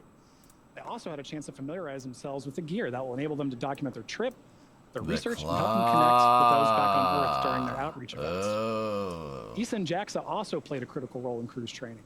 Each module on orbit has its own nuances, so gaining insight into the specialties of their racks and modules is necessary, especially for this mission. Extensive training on station navigation, on-orbit familiarization, emergency response, and repetition of Columbus walking through module. processes and procedures all help the crew maximize every second that they have during their flight. Simulating science research, operations, and even discussing how to sleep in space are all necessary lessons on the path to mission readiness.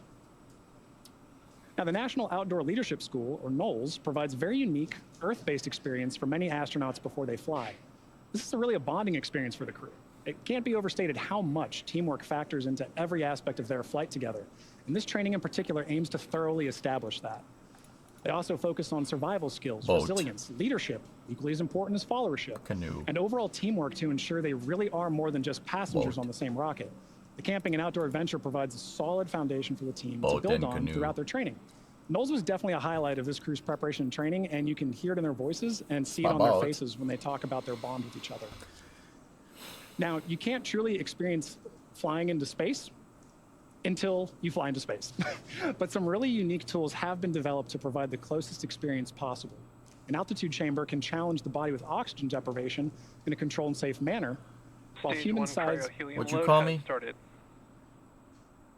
Cryo load on the first stage. Centrifuges send the crew members for a helium spin to ullage simulate the tanks has G-forces that started, they'll experience on launch and re-entry. It can indicating be a that bit we nauseating, should but it be does help the crew know exactly what to expect starting on launch fueling day. here soon, if not already. Now, at the end of it all, a mission patch is celebrated and it is hung in a tradition since the earliest days of spaceflight.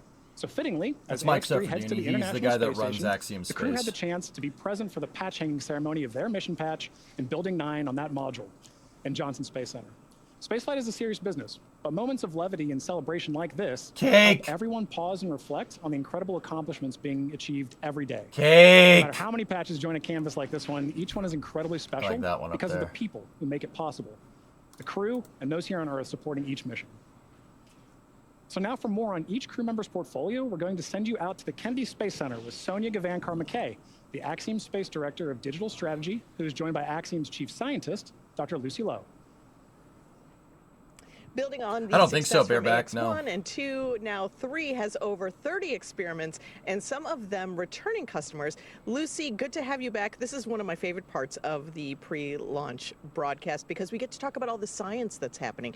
There's so much happening. It's over 350 hours of research, which is great. But do we think like this is going to help us here on Earth? Does it really? Absolutely. So everything the crew is doing, it has a huge... Firework, I'm not doing ad time until we're 10 minutes out. Advancing exploration goals for humanity, but a lot of the research they're doing is really based on benefiting humans down here on Earth, whether it's healthcare, medicine, different kinds of technology applications. Everything they're doing has really tangible benefits to science and technology back down here on Earth. If you had to summarize each of the country's portfolios, how would you do that? Italy, give me some words. They are doing some fantastic technical applications for the Italian Air Force, and they are doing some really advanced biomedical research as well with some of their companies that they're working with. Excellent. Turkey, it's all Let's about get up bringing and all stretch of real Turkey quick, dudes. together.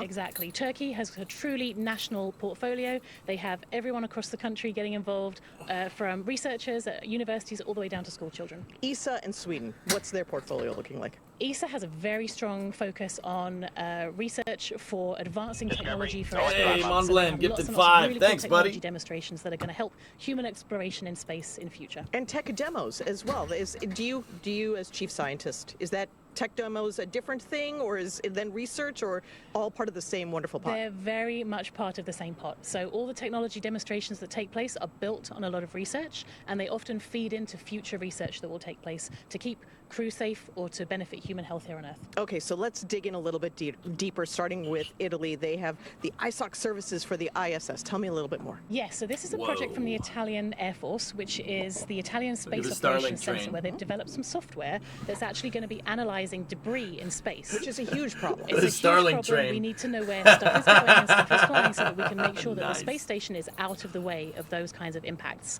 So that software is also going to be doing some space weather forecasting to help keep crew safe in future. Starlink train. Yes. That's awesome. Looking at different kinds of space weather from solar flares, for example, that can actually release damaging radiation that can not only damage human cells, but can also damage the electronics in a spacecraft. So you want to avoid that when you can. Makes sense. Beta Flips amyloid bits. aggregation Not cool. updated. Yes.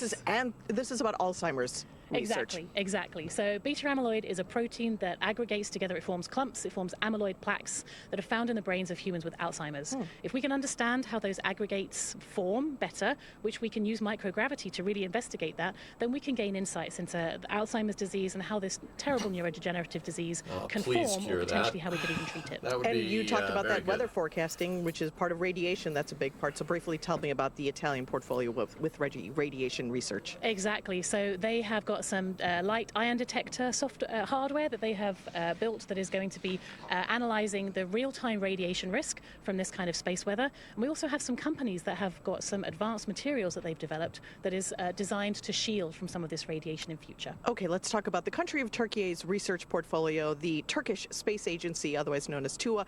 They have 70 types of diseases that they're going to be researching with AI technology? Yes, so they have a really cool project called Vocal Cord, which has developed, it's an easy-to-use telemedicine application where the crew actually cough or speak or make vocal noises into an iPad for recordings, and the AI software is then actually able to analyze that and can be used to detect or diagnose infectious diseases, potentially even cardiovascular diseases in future. Wow. I'm sorry, Very cool. what? Partnerships are a big deal with Axiom Space. All of these countries are partners with us, and Turkey is working with JAXA on one of their how does that projects. work? Tell me about that one. Exactly. Wait a minute. So they're working on a very cool project using the JAXA's electromagnetic levitating facility, where they are melting and then re-solidifying some metal alloys in a way that the metal alloy floats in space. Wow. So which helps us understand more about the molecular structure of these alloys and helps us understand more about materials research that we can then take that knowledge and apply that to industry back down here on Earth. And ESA in Sweden, looking way into the future. Their research is focused on humans in long-term space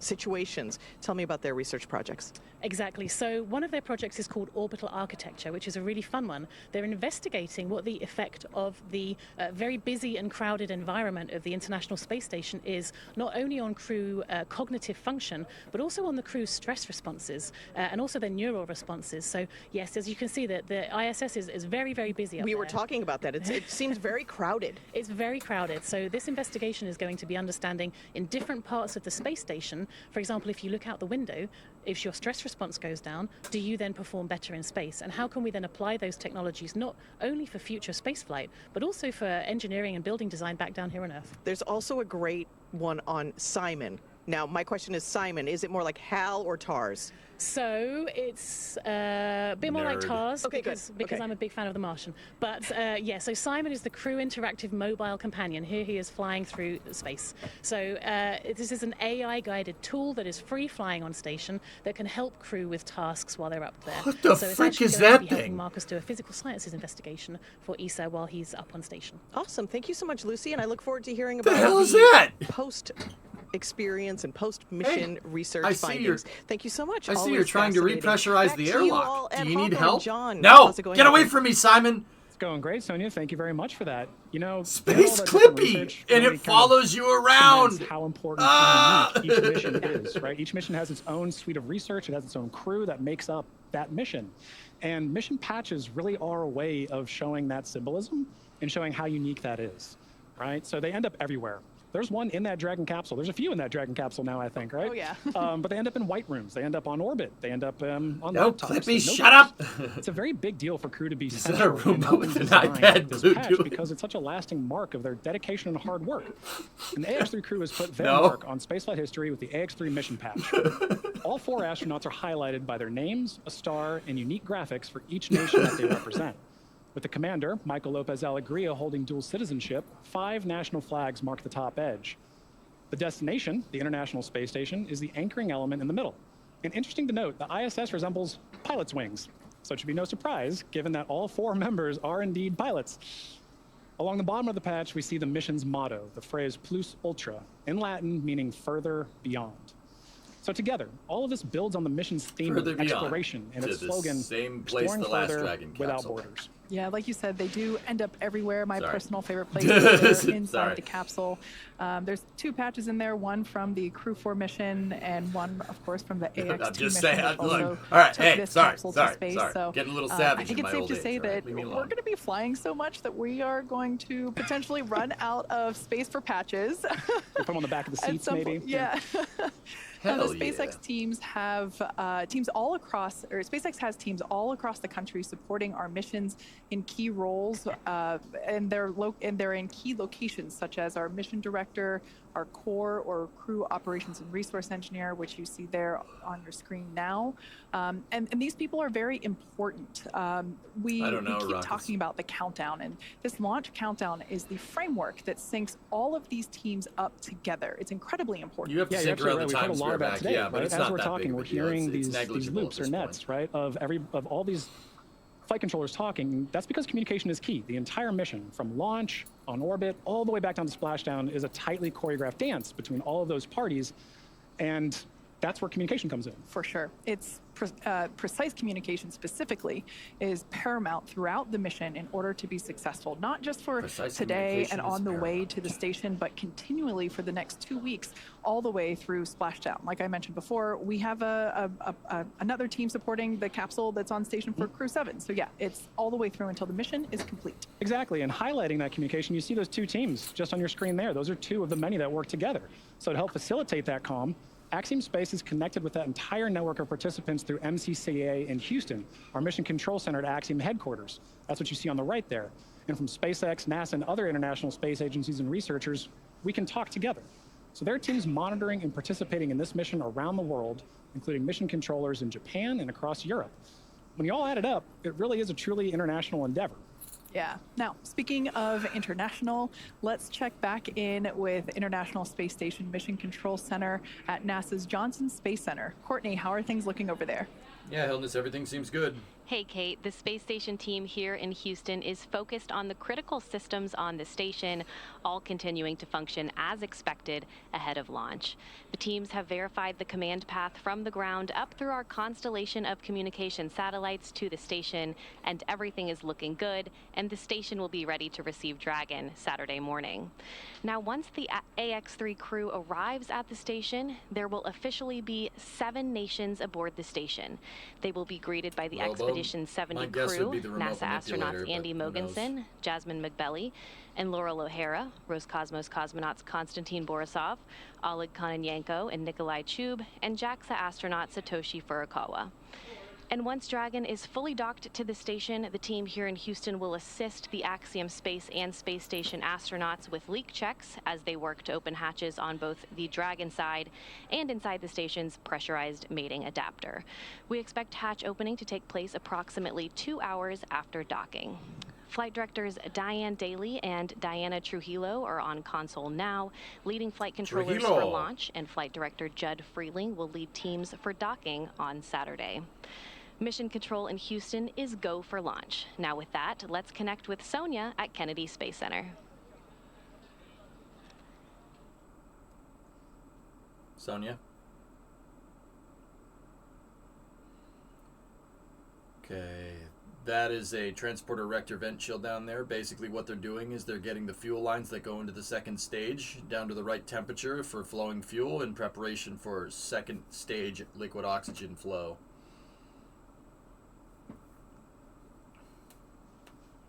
Sonia, mod check? Mod check?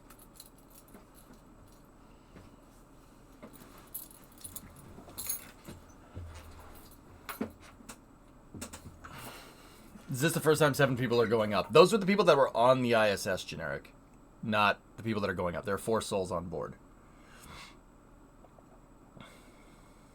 All right, for those of you that have recently How many shifts do they run? we are 3 now shifts, within 24 20 hours a minutes day until cooking. the launch of AX-3 to the International Space Station. Officially, Discovery, T-minus 18 minutes Creeper. on the dot. Thanks for We've gifting the had sub-power a cheese. pretty clean countdown so far today. As I mentioned before, this Ad launch check? countdown is Ad the check? framework that syncs Give me everybody 7 together. minutes and We have 50 teams seconds. in Houston, here at SpaceX headquarters in Hawthorne, Demon. California. Of course, at the Cape itself, firing room 4, and everything is proceeding nominally. The reports that we heard earlier during the post-crew ingress briefing was that the weather was great, although we can see here on our screen a little cloudy, but we see some blue skies through there, so love to see that. We also heard that the team was working no major issues. Both Falcon and Dragon remained healthy. At T-minus, I believe it was 35 minutes. Yeah, T-minus 35 minutes, we began prop load or propellant loading. We now see some of these white clouds billowing from the vehicle. This is totally normal during this propellant load phase. We are currently loading our super chilled, also known as densified liquid oxygen. Yeah, Ford, just stretching Onto the vehicle, as well as rocket grade kerosene or RP1. We will continue to see these clouds kind of forming, and we'll get even more of them right after those closeout lines complete at T-minus 3 and 2 minutes, Might be able when to both see it the if it first isn't and too second cloudy stages outside. complete all of its propellant loading. Like I said, everything continues to look great. The crew is currently strapped. Why are clouds in the sky a big deal for rockets? It's not necessarily clouds. It's the type of clouds. Anvil clouds, probably a bad idea. Thunderstorm. Yeah, you don't want to launch in a thunderstorm. The reason why you don't want to launch in a thunderstorm is because rockets are very lightning rod shaped. And you don't need lightning striking the rocket with lots of explosive things inside of it and electronic things. You don't need lightning hitting that. They tried that once in 1969. It didn't work very well. Actually, that's the reason why we don't launch in thunderstorms, because we found out in Apollo 12, late 1969, the mission after Apollo 11, they launched the Saturn V into anvil clouds, and lightning struck the Saturn V, arced through the Saturn V, came out the bottom, arced down the exhaust of Saturn V and onto the launch tower. It shorted out the systems on Saturn V mid-ascent, and they had to cut in auxiliary power systems to not, have the thing careen out of control. Yeah, a little bit of a oh frick moment. But yeah, from Apollo 12, a new flight rule was imposed called the Surface Electric Field Rule, which basically means don't launch it in conditions where the rocket can become a lightning rod, because you don't really want lightning hitting the thing that has a lot of explosives on it. That makes sense? Oh, look at that. Mr. Bill Nelson is here. That is just great. The new era of the golden age of space adventurism. We go back to the moon, for example, not only with our commercial partners, and the 2 landers will be built by commercial companies, but we also go back to the moon with our international partners. And that's quite a difference from a half century ago when we first went to the moon. And that's the way that our space flight is in low Earth orbit as well. Look at the international cooperation on the space station. Look at now the commercial operation on the space station, as evidenced by this flight here today. This moment really is that culmination of that international partnership, private, commercial, all of these things building on each other. How important is this for NASA to develop these commercial partnerships and across varying fields? I mean, Axiom Space, of course, building the Axiom station. We're working on the suits that'll be worn on the moon by the Artemis crew. How important are these partnerships for NASA? Well, it's essential. We want to get out of low Earth orbit. We want to go and explore the cosmos. I'll check it in a second, Adam. So a Hurricane Hunter aircraft is more robust than a rocket. Why do you need... Cavalieri, that's the wrong question to ask. Why do you need to launch a rocket in a thunderstorm? That's the right question to ask. You just do it tomorrow when it's not going to be in a thunderstorm. You know what I'm saying? If you don't need to design it to fly into a thunderstorm, that's not a mission requirement, why design it to do that, right? Like, all right. Pharmaceutical research, pharmaceutical production, all kinds. What if it's an ICBM and has to launch now? That is bing bong, that would be a mission requirement. And if the mission requirement stipulates all weather condition launching, then you'd build the vehicle around that. Guys, here's the thing. I'm not saying that Falcon 9 couldn't launch in a thunderstorm. Probably could. Probably be fine. But probably would be fine doesn't fly very well in the space program, especially when there's people on board. Understand? Yeah, it might work. That's okay in Kerbal. That's okay if you're playing KSP. That's not okay if you're playing with people's lives. That's not smart. We tried that. We tried that once. That didn't work very well. As they do research in space, they're finding out that there's a business case. Yes. In order. Yeah, the YOLO strategy doesn't really work too well in space. Have a profitable business. Well, that's what we're looking forward to, and we're looking forward to just this great moment as we build these partnerships, these relationships. Thank you so much for having us here and for being part of this broadcast and sharing this wonderful moment for all of our organizations, SpaceX, Axiom Space, NASA, working together as usual, right? Thank you so much. Thanks so much, Senator. Thanks for joining us. Go AX3. Go AX3, that's right. As we charge towards terminal countdown to launch, Michael Lopez Alegría. I just want to make sure that, I said that this is a great time for NASA and its commercial partners. The training teams that got us here that prepared this very professional team of astronauts to go to the International Space Station on this very historic mission. First, the NASA teams both at Johnson Space Center in Houston and at Marshall and Huntsville, Alabama. Then to our international partners, ESA at the European Astronaut Center in Cologne, Germany, and Scuba near Tokyo in Japan. Scuba! And the Axiom team, whose help really was important when it got down to training for all the payloads that we'll be doing, over 30 experiments, as I think you've heard. So we're excited and very thankful to all those guys, but last but not least, to the folks in whose very capable hands we find ourselves right now, that's SpaceX. Thanks to everybody. Without you, we couldn't have been here. Now let's go do it. You're welcome. Oh, yeah, I don't think he was talking to me. All right, guys, we're getting up to the 10-minute mark here. What I'm going to do is I'm going to run some ads here so nobody gets pre-roll ads during the actual launch. Some people can't afford to sit here 2 hours prior to the launch like we can, right? But we want to make sure those people don't get a freaking ad for something they don't need when they're trying to see a rocket launch. So we're inside of 10 minutes. I'm going to run our ads now. See you on the other side, Ray.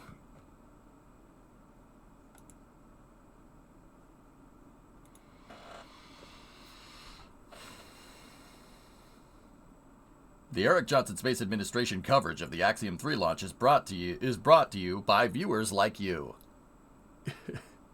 Reading Rainbow. Wait, what?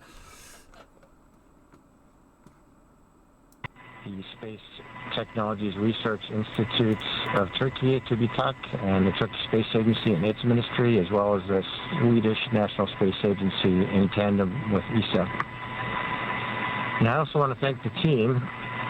If you're listening to this through an earpiece sitting in Hangar X and Launch Control or in Hawthorne and Mission Control, you're on the team.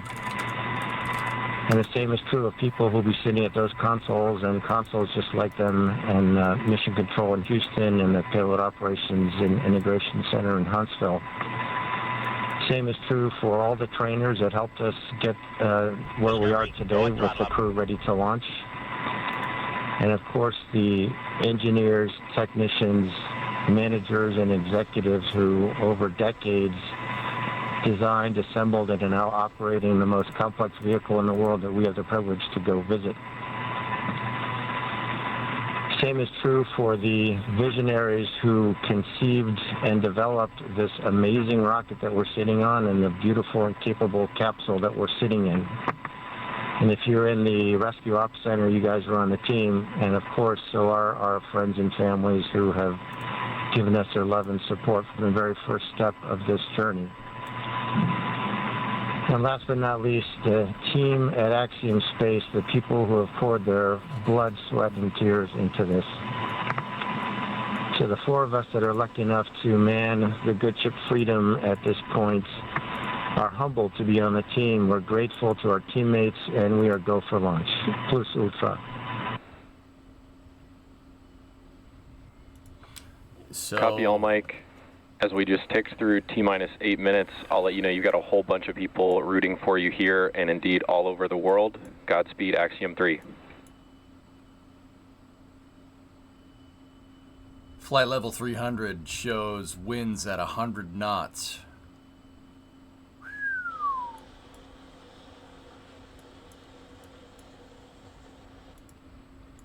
Some really nice words there coming to us from Commander Michael Lopez Alegria.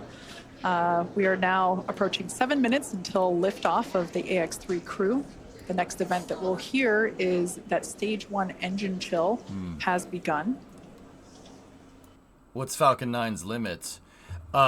This would be a tailwind for the vehicle, Aqualux, so it's not wind shear. Shearing is the upper level limits. This is going, so we got wind, it's coming from about 270 at 108 knots at flight level 340. Yeah, that's fine. That should be okay. That's minimal wind shear for the trajectory that this rocket is flying. Ground level winds are 10 knots, 270 at 10 knots. I'm not sure what the gust is up to, but yeah, Adam, that's interesting. I don't think that's necessarily going to give it a delta V increase, no. Maybe an inconsequential amount. It's not like a tailwind with an aircraft at 30,000 feet, you know what I mean? They're trying to recover this booster. This might get interesting. Aqualux, well, if I had to guess, when that booster comes back down, it's probably going to aim out towards the Atlantic Ocean during supersonic retropropulsion, and then it'll probably steer into a headwind, if I had to guess. Let's watch when the booster comes back down. Let's see if it takes a huge right-hand turn right before landing. Then we'll know that it's landing in a headwind for the same reason that an airplane would. Interestingly enough. He said it! Yep. Terminal count for Dragon. This involves a couple of things, but primarily just means that Dragon will be transitioning to internal power. Great view there of the Dragon capsule, as well as the Dragon trunk, which is the unpressurized section. It's not so much the upper level wind speed that's the problem. It's where the rocket is going relative to the winds. So if the rocket's going this way and the wind is blowing that way, that wind is those upper level winds, which are traveling way faster because it's low pressure. The gusts up there at 30,000 feet are really, really, really like gale force winds. That shearing that can create a shearing force on the vehicle during ascent. That's actually what has done in launch vehicles in the past. You don't the wind shearing forces are enough to snap the rocket in half like a twig if the wind is blowing in the right direction. Now, in this particular case, the rocket's going to have a tailwind. The rocket is launching into the direction that the wind is away from the direction that the wind is coming from. So, technically a tailwind. Is that going to improve efficiency of the vehicle? Probably not. It doesn't spend, the truth is that it just doesn't spend that much time in the atmosphere to get a benefit from a tailwind like that. It's going to be out of the atmosphere in less than 3 minutes. Like way out of the atmosphere. Actually, it's going to be out of the atmosphere in about 120 seconds from the T0. So, all right, we're inside of 4 minutes here. Strongback is in the retracted position. Falcon 9's ascent.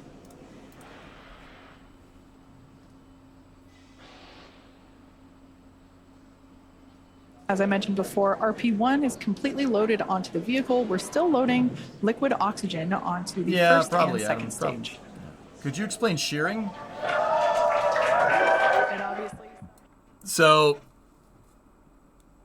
say this is a rocket, this toothpick right here. A shearing force would be a force that's coming perpendicular to the axis of the vehicle. Wind shear can do this to the rocket. You don't want that happening to the rocket. That's bad. That's what shearing force does.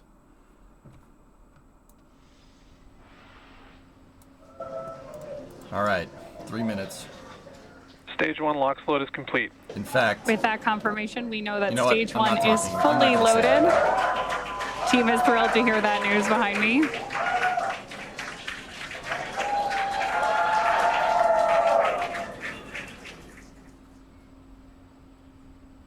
Discovery. At liftoff, stage 1 combined between that Dragon is in RP1. terminal account and is on internal power.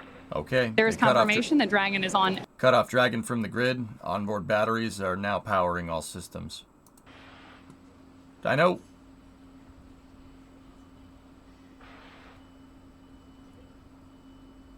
As I was saying earlier, at liftoff, Falcon 9 will be burning Marcus, nearly next to the 25 months, 700 gallons of fuel per second. Great views there, too, of our crew inside Dragon, awaiting liftoff just over 2 minutes from now.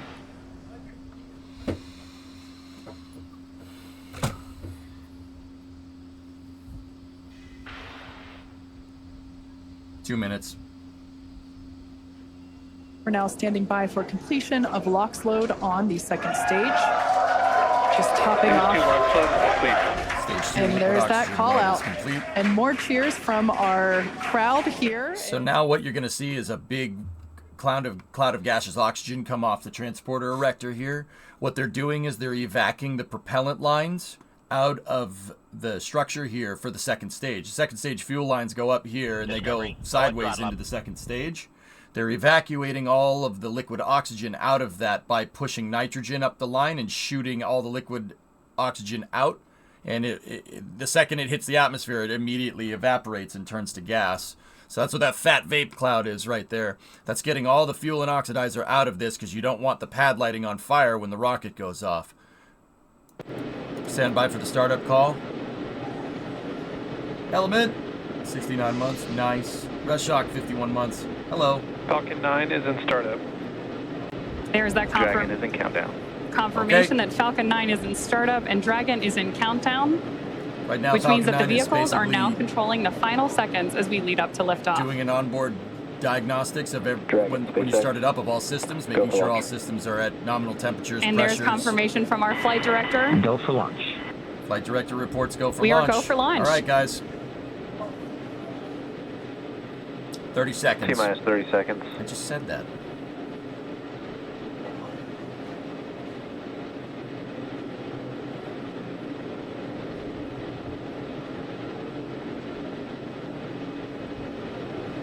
T-minus 15. 15. 10. 10, 9, 8, 7, 6, Sound suppression 5, system is primed. 4, 3, 2, 1. Ignition. Ignition. Engine full power. And All right, here we go. AX-3 is in the air. Third fully commercially funded flight to the International Space Station. Further beyond, opening the door for more to follow. Godspeed, AX-3. Stage 1 propulsion is nominal. Propulsion is nominal. In the next 20 seconds, you should hear the call for power and telemetry on board the vehicle. Hopefully it's a nominal call into the clouds there. Of course, if you are just joining us, this is the launch of the Axiom-3 launch to the International Space Station. Those incredible views on your screen. Oh, and there's our that's first killer. shot of the AX-3 crew inside Just chilling. Dragon on ascent. This seems like a smooth ride. Now, in just a few seconds here, we should hear the call out that Falcon Nominal 9. power and telemetry. Stage 1 throttle down. There's that call out that Falcon 9's engines are throttling down to help us pass through the period of maximum dynamic pressure during ascent. Max Q. I just want to point out. There's that call out for Max Q. Falcon 9 is supersonic. And that Falcon 9 is going faster than the speed of sound. I just want to point out you on your mobile device or computer. Now, at you're this point, we watching will 4 begin to people being throttle launched into Falcon 9's space live. engines back up. Stage 1 throttle up. There's that call out for mission control as well, as our AX-3 crew continues on their way to space. Okay, engines are now throttling back up. Falcon 9 has gotten high enough outside of the atmosphere to Go at throttle up. to We're now basically T plus 1 minute send and it 32 to the seconds red line. into flight. The next event we have is MVAC chill, similar to what... MVAC chill underway. There's that call telling us that, again, we're flowing a little bit of that super chilled liquid oxygen. Stage 1 Bravo. Discovery, go and Copy 1 Bravo. MLA calls 1 Bravo. The That abort call there was procedure. one of the abort mode callouts that the crew is calling out as they are making their ascent on Falcon 9. Radial in. Now, we're less than 30 seconds or a few seconds away from 4 events that will happen in rapid succession. Main engine cutoff, or MECO, as it's there on the bottom of your screen. Stage separation, ignition of the first stage engine, and the first stage is boost a little bit of a back lofted burn. trajectory there. That should be fine. Like, Stage 1 throttle down. Okay, stage 1 is now throttling back for That in call preparation telling for us engine that the cutoff engines and are beginning to separation. throttle down. Okay, there's MECO. Helium purge out Stage the back. separation confirmed. Step. SpaceX Dragon 2 Alpha. 2 Alpha call from MLA indicates good separation. Falcon 9 will Loud now cheers turn around here and go as back we to the can landing see site. that the Okay, first- we're back to the launch site. First and second stages have separated. Oh! A beautiful view It's there. awesome, The man. brighter light is the second stage Boost under back power burn. of the MVAC engine. First That stage first goes stage off- goes off booster the is now picture. heading back toward the Florida coast. One thing I love about daylight launches is we're going to get some amazing stiffener views. ring's We still should be able to attached. see the Space Coast come Oh, back no. into view as the first stage gets closer and closer to landing zone 1. Guys, the stiffener ring on the second stage nozzle is still attached. Note that that first stage is actually still Not a coasting problem, to its apogee. but So it's not nominal behavior. about, as Oh, you it's can see there on separated. your There it screen, goes. 114, 115 kilometers above the Earth's surface. And it's going to keep coasting for a little bit. Beautiful view came off. there on the right-hand side of your screen All good. of that Stage MVAC 1 engine. boost back shut down. Okay, boost back shutdown is All right, confirmed. that boost back burn has concluded on Yeah, the first stage. it's not a big deal. The nozzle shook it off. Everything looks nominal with the second stage trajectory. Everything also looking good. Dragon, SpaceX, trajectory nominal. Everything Good. looking good on the first stage as well as we see those grid fins begin to deploy. SpaceX Dragon loud and clear. Now, the next 2 major events we're tracking for the first stage, which right now is on the left-hand side of your screen, is going to be the entry burn at about T plus My 6.5 favorite. minutes, where we'll light 3 of Falcon 9's first stage engines, followed shortly thereafter by the landing burn at T plus 7 minutes and 32 seconds, which will be a single engine burn to bring us back to landing zone 1 at Kennedy Space Center. Yeah, nice smooth Great ride. view there of our crew on board.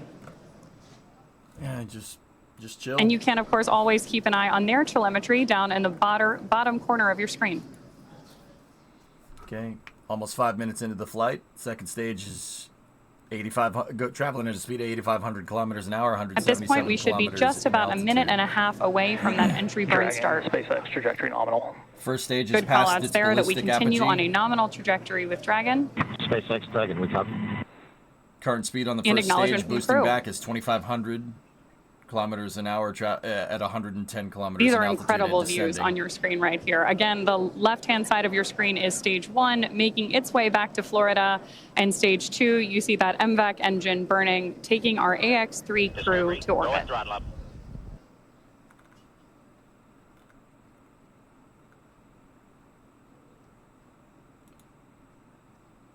What the hell's with these people? Freaking the bots, man. What are you gonna do? That entry burn we're waiting on here is going to be a relatively quick burn, and what we're doing with our first stage is effectively scrubbing off some of that velocity as we come in for landing.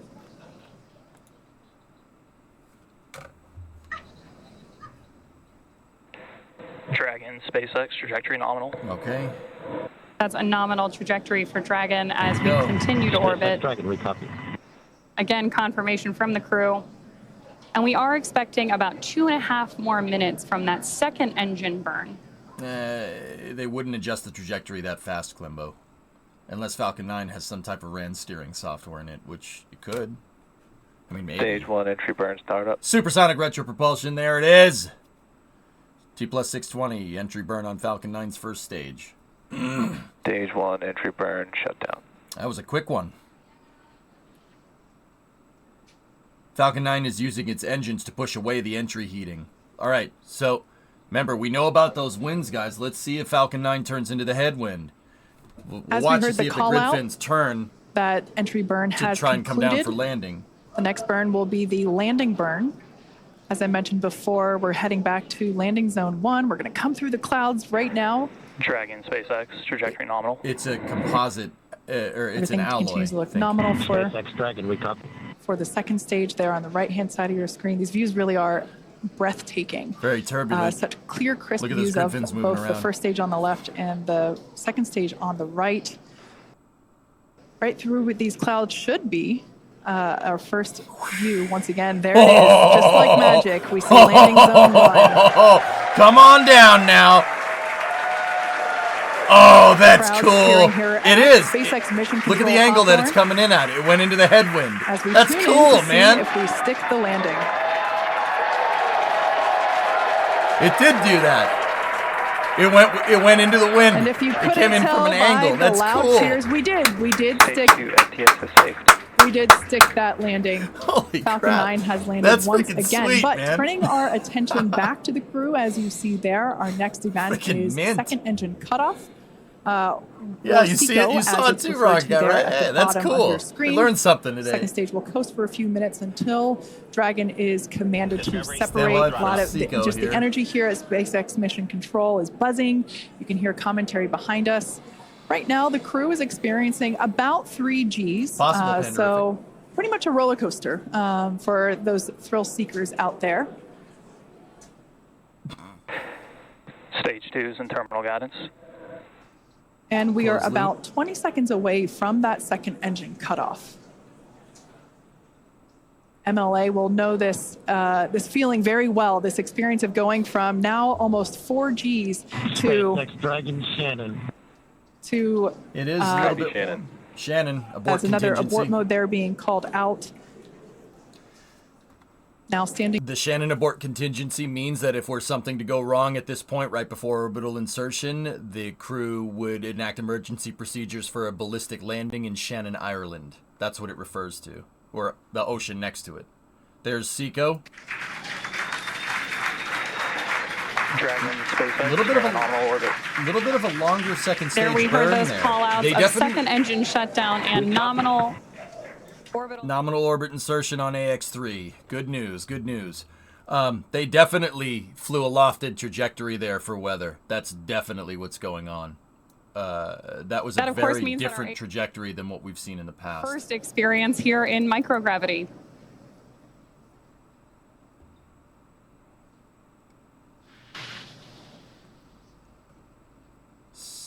What does Seco stand Right now, for? Dragon Second is stage performing a engine series of cutoff. onboard checks to ensure that we're ready to begin actuating those Draco maneuvering thrusters on board the vehicle.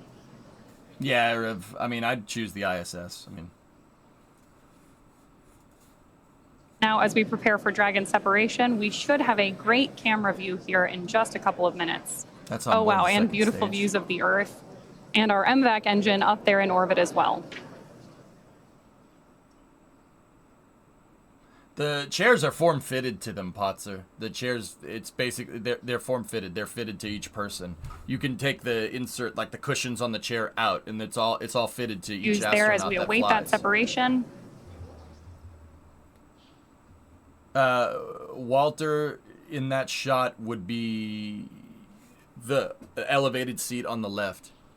Absolutely incredible images that we are getting back mean- from up in space as we await Dragon. Walter is the co-pilot on this mission, Adam.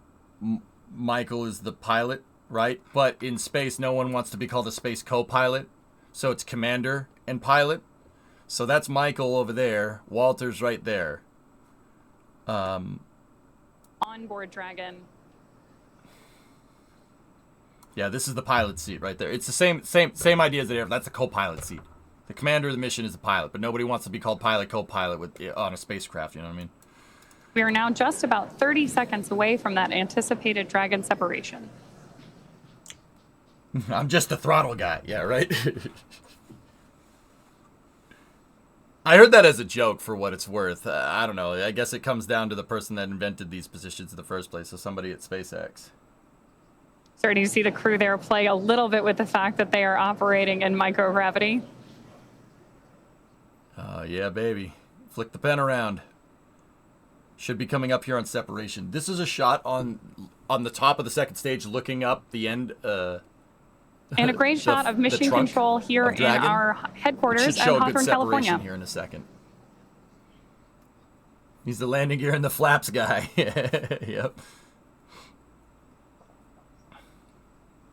Okay. This camera view here is taking a look at Dragon. What we're waiting for is nose cone deployment, among other things, which, as Kate mentioned earlier, there we go. That's Dragon deployment, not nose cone deployment. Dragon separation confirmed. Hell yeah. As you can see, Dragon has separated from the second stage. A pretty cool view here looking up at the heat shield that will return the AX-3 crew back to Earth in just about 2 weeks. What a shot. So this is our first view of AX-3 flying free. They really upgraded those cameras. That's really crisp for something that's flying at 27,000 kilometers an hour. 17,500 The next physical change that we will see will be the deployment of the nose cone. It'll deorbit, Colby. This is the SpaceX Falcon team. Look at the We want to thrusters. congratulate you on a great ride to orbit. Cool. I think you're demonstrating the ultimate in reuse. Onboard a reused thruster commander, checkout. a reused Dragon, and a reused Falcon. A reused Or maybe commander. Flight experience is a better word. Enjoy space. Nice. And Axiom-3. No, Durst, and as I was saying, it's a team sport. Thank you, guys. Yeah, Mike flew on that Dragon on the AX-2 mission. Or no, he was on AX-1, never mind. He did not fly on this one previously. Excuse me. Congrats, welcome to your first flight on Dragon. Mike, on the other hand, welcome to the Dragon Frequent Flyer Club. I imagine you'll have enough miles to qualify for platinum status after this flight. Godspeed, Axiom-3, cheers. Nice. Mark, thanks to you and your team. We're very grateful up here. Yep. So some back and Mission forth elapsed between time, the AX-3 velocity, crew as apogee, well perigee. as AX-3 Chief Engineer Bill Gerstenmayer, who... Gerst. Oh, I heard the ping. That is our first Quindar tone of AX-3.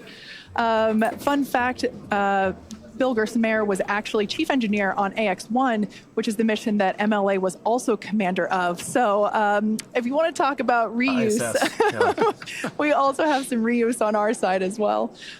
We also heard some nice words from launch director Mark Soltis. So just some really nice communication from both the Falcon team and the Dragon team to the AX-3 crew. And with that, our AX-3 crew is in orbit and on their way to the International Space Station. Obviously great. So, oh man, they cut it right when I was showing it. So on that center monitor, guys, you can see their orbital parameters. So thank you. That's mission elapsed time. That's orbital velocity, current altitude, apogee, perigee, inclination. Those basically tell you what type of orbit you're in, amongst other things. Those are that's basic orbital information, but that's enough to figure out what's going on, which is actually super freaking cool. They should get there Saturday So with morning, that, 7. we are going to throw it back over We see to... Hook still traveling. Okay, we stand by. The Kindar tone is basically letting somebody know that someone's pinging the microphone. It's like a push to talk if you're on your favorite chat program, like bark, bark, bark, bark. Business of operating Dragon. Pretty small capsule for a 2-day stay. It's good enough.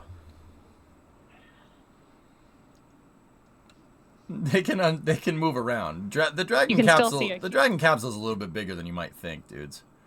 Okay, take a look. That's a Dragon capsule right there. That one is smaller, technically.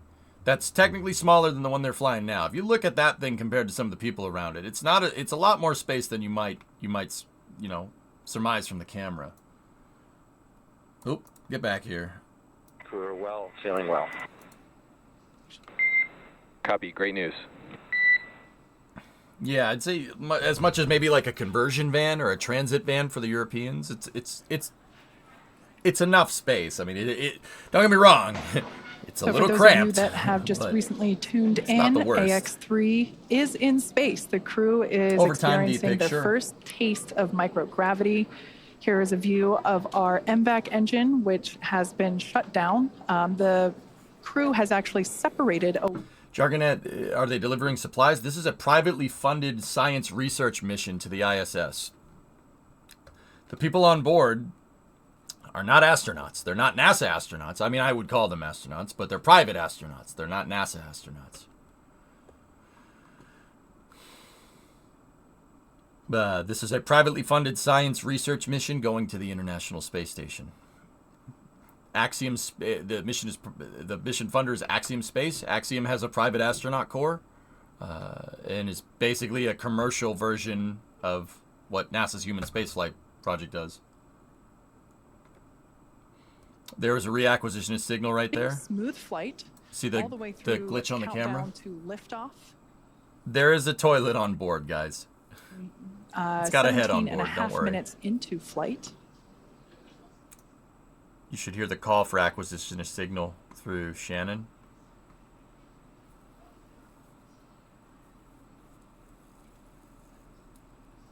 No, this is not the one. Once again, the next milestone will be to deploy the nose cone.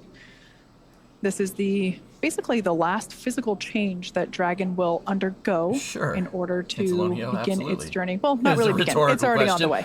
But in order to be ready for its approach to the International Space Station. So Dragon has like a deployable nose cone up on the front. The nose cone is just basically, it's on a lever, and the lever opens up. Cool thing about it, though, is that the nose cone, so it exposes Dragon's docking port so it can dock to the ISS. There's the nose cone retracting. If we look close at this nose cone, the back end of the nose cone, how they actually secure it, it's not just secured on a lever arm, because if it was, it'd be flopping around during ascent. You don't want that. But if you look right here, the back end of the nose cone that's covering up the docking port actually has the docking port attachment mechanisms on it. So when the nose cone closes, the docking port latches to the nose cone. So the nose cone has a docking port on the back side of it. It's just a docking port that leads to nothing because it's the back of the nose cone. That's how they secure the nose cone on top of Dragon to Dragon. The docking port and the latching systems that they'd use to attach it to the ISS are holding that nose cone in place. It's a good idea. You don't need the docking port during ascent. If you do, you got a big problem. The crew did ingress Dragon today, just a couple hours. Why do they open it early? Because, Ark, you'd probably want to open it now. See, this is the type of thinking that you need when you're doing on-orbit operations. You don't want to get to the ISS and then not have this thing work. If this thing doesn't work, you can't dock to anything. So it'd probably be a good idea to open this thing up and make sure it's working as soon as possible. Like, see right there? There's the rim and the latching mechanism for the docking port. And the nose cone is opening. That means that Dragon does the steering itself. Our pilot, Walter Vilade, has the training and the capability to take control if necessary. But nominally speaking, Dragon flies on autopilot. It does the thinking and the calculation. You could use the other thrusters, but yeah, which at the end of the day is ultimately much safer there's also than human steering. As time is docking Saturday. There's more. That humans are prone to error because we are human. Polaris Dawn will have an EVA port. So that's a live view there of SpaceX Mission Control Center here at SpaceX headquarters in Hawthorne, California.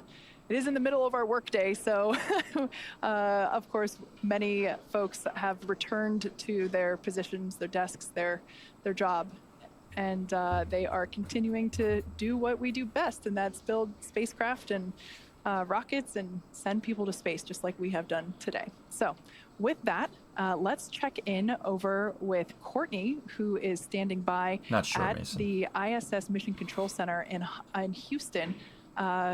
Courtney, how are things looking over there? It's over to you. Hey, Kate, everything is great. What a beautiful launch today. And with today's successful launch of AX-3, the teams at NASA's Johnson Space Center will be monitoring Dragon's flight to the International Space Station over the next 36 hours. Open the nose cone for heat dissipation. The thermal control systems are on the trunk, David. They're on the back end of the capsule, the cylindrical attachment. opening the front is to expose the maneuvering thrusters. And it's obviously to expose the docking port. You want to make sure that happens. Good question, though. How you doing? Thanks, Courtney. And we did hear that we had nominal opening of the nose cones, so that is great news. Yeah. Now, over the next... What's your thoughts on the touchscreen approach versus an analog one? Thinking it's like the STS doors. Yeah, you know, the thermal control systems are on the exterior. If we go back just a little ways here, I can show you. Talk to Bill Nelson there. So keep in mind, this was a little while ago. Those right there are the thermal control systems on Dragon, and the solar panels are there. SpaceX is actually pretty dang smart doing it this way, right? Instead of like some solar panels that deploy out the sides, you got solar cells on one side and thermal control systems, the radiators are on the other. And then there's a coolant loop that goes through a aerodynamic fairing that kind of goes around the heat shield. You can just see it right there. That little like lobe on the side. The coolant loop goes through that. They call it the Dragon's Claw because when they separate the trunk and expose the heat shield during re-entry, that thing actually retracts like a claw, and then the trunk kind of floats around until it deorbits. But yeah, the shuttle, that is right, though. The shuttle had to open up its payload bay doors. It was one of the first things that it had to do on orbit. The reason why is because those thermal control systems, instead of just being on the outside of the shuttle, you can't have it on the outside of the shuttle. There's thermal protection systems there. You need your heat shield, your tiles and stuff out there, so you really can't put them out there. They were on the inside of the payload bay doors. So one of the first things the shuttle would do after it got on orbit, which in shuttle operations manual speak is Operation 200, 200 series operations, on orbit stuff, they'd have to open up the payload bay doors to make sure that your thermal control systems work. Why is that important? Why are thermal control systems important, just in case you were wondering? Those are important because in the vacuum, there's no way to convect heat. You have to use radiation. You obviously can't conduct anything. You can't convect it. You're in the vacuum. There's nothing to convect to.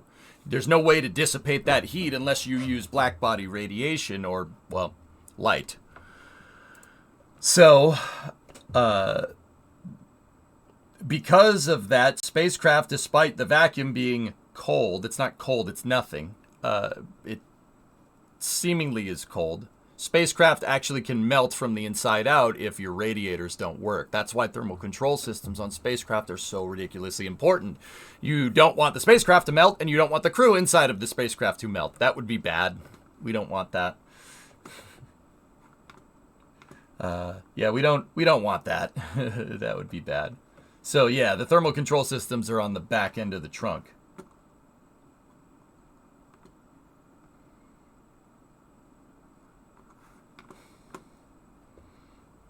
Yeah, that wouldn't be good.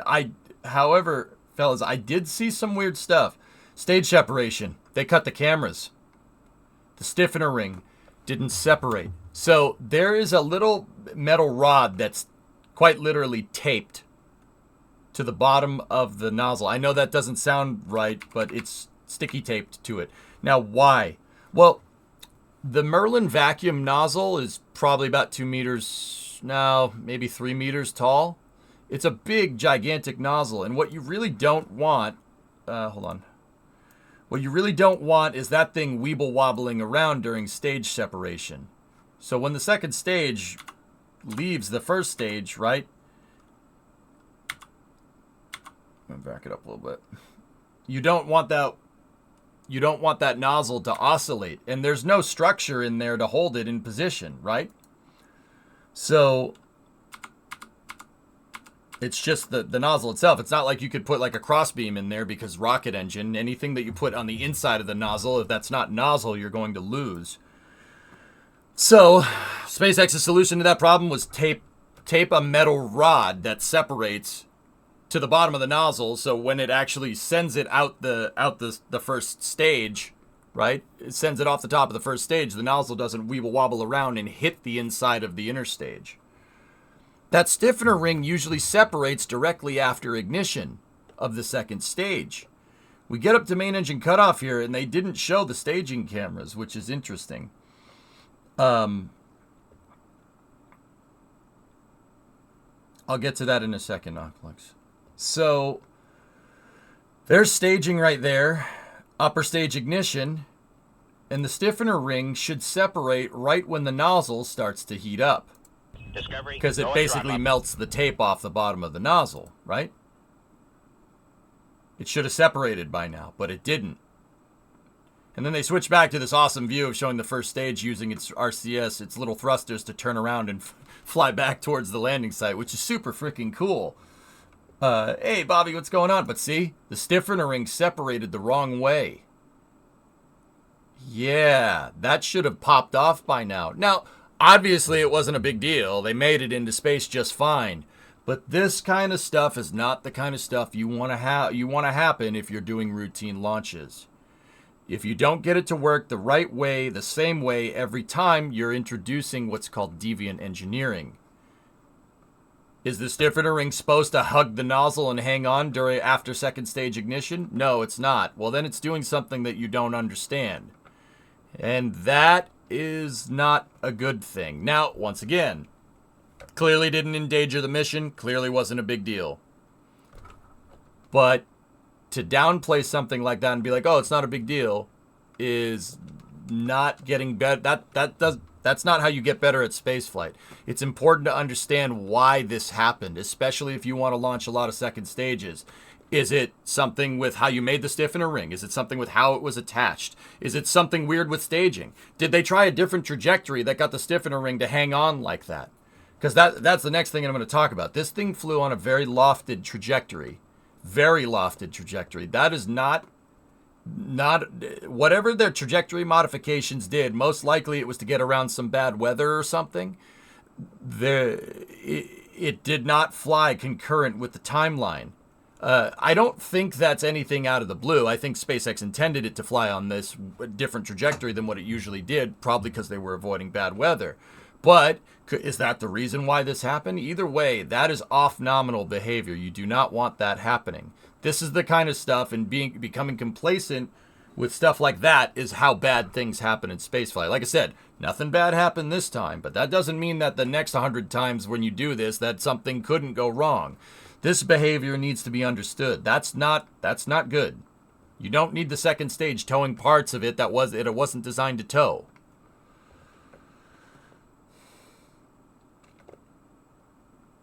That's right, Potzer. Yeah, normalization of deviance is something that really came into light after the Challenger disaster. When they said, it's fine, just launch it. It's the worst that could happen. It'll be fine. What's the worst that can happen? Well, you got your answer about 73 seconds after that moment. Yep. That's the worst that could happen. So, don't get me wrong. I'll bet you SpaceX has a bunch of people on this already because they know better. They know not to screw around with stuff like this. That's not how you get better at this. And here's the thing about spaceflight. You're either getting better or you're getting worse. You don't win. It's like playing Tetris. You either get better at it or you get worse. Okay, with that being said, that example doesn't hold up anymore because technically that kid, that Twitch streamer, beat Tetris by breaking the game, playing it so long until the game actually broke. So I guess you can technically win at Tetris now, but also for us mere mortals, you don't win at Tetris. You just get better at it.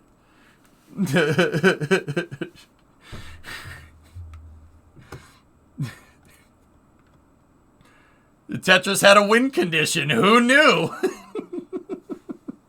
That is pretty cool, though. But also, like I said, for us mere mortals, you just get better at it. You don't ever win. You get better at it, and if you're not striving to get better at it, you're going to get worse at it. So you don't let stuff like that slide, no matter how small.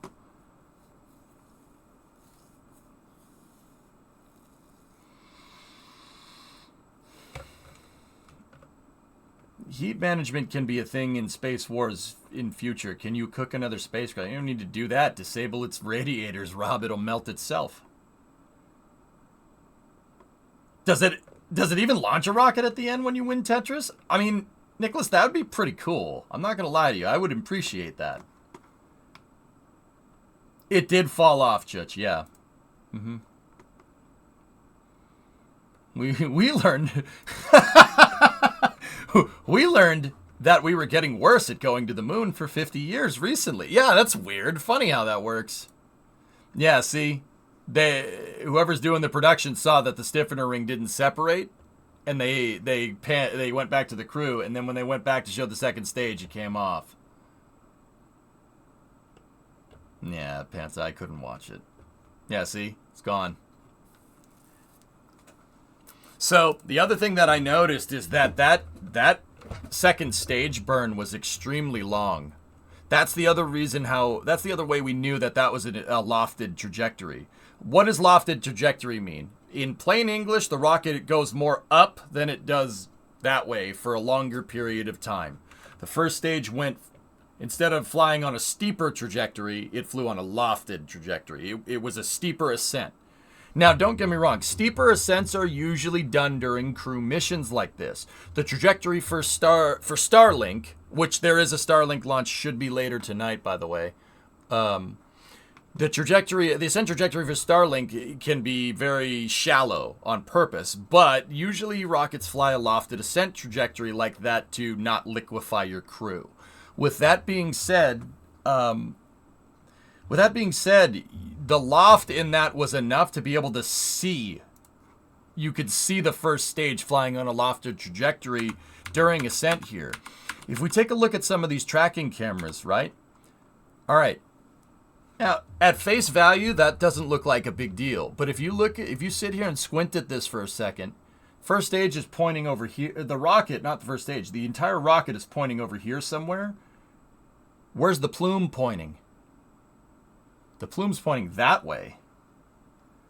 You see the difference in angle here? The plume shows where the rocket's momentum is taking it. But the rocket is pointed over here. In fact, there's kind of a little bit of an optical illusion here. It actually looks like the plume curves a little bit. That's not how gases fly through a atmospheric medium like that. They don't curve. The plume knows where it is, but you can clearly see that Falcon 9 is pointed over here somewhere, and the plume's pointed up here. That's the trajectory loft. Look at that. That looks like it's drifting up into space. Nani? Kansai drifto. See the drift? Pretty cool, huh?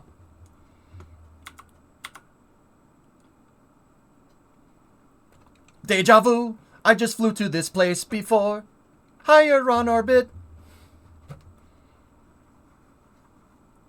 Silver, they may have done that to go above the upper level winds. That's my guess. The trajectory was so it was so different that the timeline steps on SpaceX's elapsed time over here were not lining up with each other. So that was enough of a trajectory change for it to not line up with this thing. The second stage burned till about 9 minutes. That usually doesn't happen. On missions that I've seen in the past, the second stage usually flames out around 8 minute 30 seconds. 8 minute 30 seconds. I can't remember off the top of my head it going to 9 minutes on the 9 minutes, but it definitely did that time. Once again, there are a couple of reasons why you drifto your rocket up into space like that. One of them would be a little bit of a lighter ride for your crew. You don't want to accelerate something 8, 9, 10 Gs on the way up. Humans are like water balloons and they'll pop if you do that for a long period of time. That's not cool. Don't want that. So flying a lofted or a steeper trajectory usually gives you a little bit of a less violent ascent. Let me put it to you like that. So that does happen. The other thing is that SpaceX could have made, and somebody asked this in chat, and it's not the worst question to ask. SpaceX could have made trajectory modifications based on the last weather report that we got. Weather reports usually happen. The 45th, so Space Force Delta 45, the former 45th Space Wing, out of Cape Canaveral Space Force Station are releasing weather balloons to monitor the weather conditions for the rocket basically an hour up until launch. And they may have made a trajectory modification because Falcon 9's flexible like that, because it flies a lot, right? They could have made a trajectory modification to go around a cloud that they didn't like, or fly a trajectory that would get them out of the upper level winds.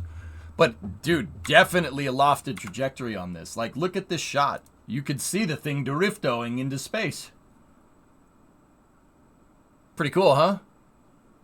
I mean, look at where the rocket's pointing. Rocket's pointing this way. The plume's going that way. This thing is doing a drifto up into space.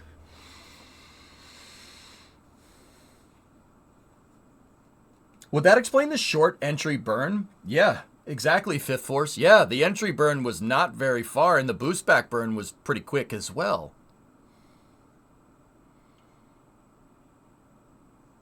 What's the max G load during launch, do you think? Gullies, for crew, you don't want to get above 5.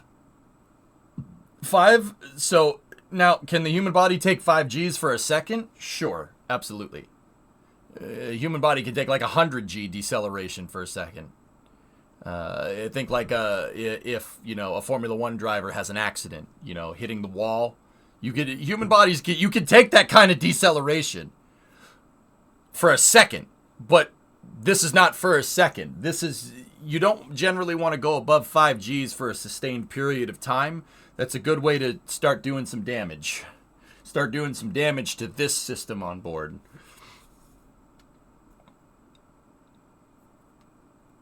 Yeah, the sustained Gs and non-sustained Gs are a thing. That, like, believe it or not, we could take the human body can take a beating, but only for a second. You know, certain ascent trajectories on non-human rated rockets can exceed 9 Gs. That would kill someone. Yeah, even the strongest, most physically fit person, they'd be picking you up inside of the spacecraft with a sponge. You don't want that.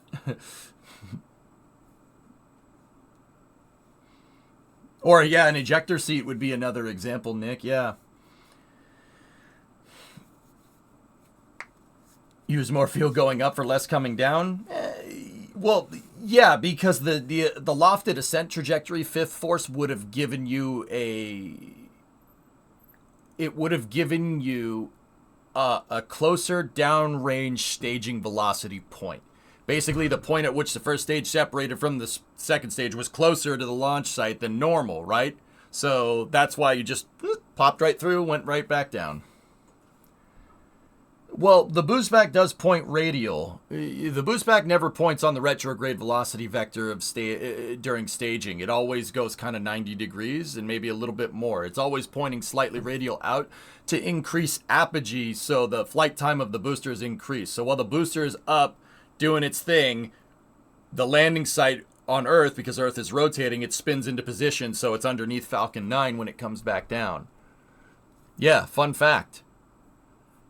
Weird, huh? Now, don't get me wrong. They're not entirely relying on the rotation of the Earth to get back to the landing site. But it does play somewhat of a role when you're flying that high up into space.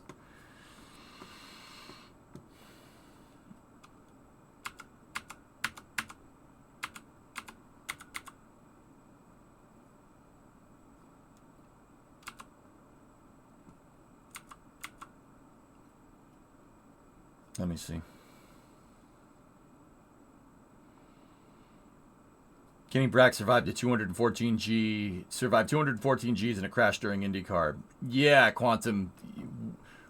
Our bodies are pretty resilient for a second. After that, bad stuff happens. Like bad stuff. Like I said, we're like water balloons, man. I mean, humans are over 70% water, right? It's a big water balloon. And if it pops, you got big problems.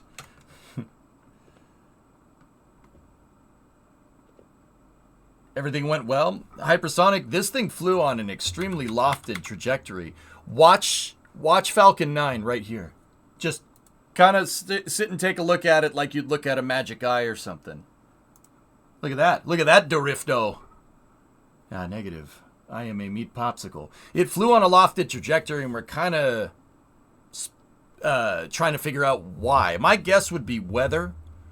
Weather, and usually you'd fly on a lofted trajectory. This is what we're talking about, to not liquefy your crew. Yeah.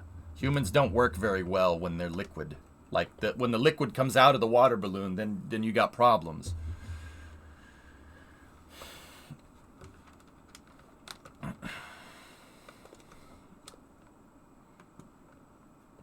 Yeah, Monkas. Oh, yeah, hypersonic. There was also... Here, hold on. I want to see something during staging. Yeah, boring. Yeah, boring. When those G-forces last for more than a second, i.e. getting hit by 2 cars, rip Antonio Bear, rip. Yeah, your body starts, the water balloon starts popping. That's not good. You don't want that. That's really bad for it.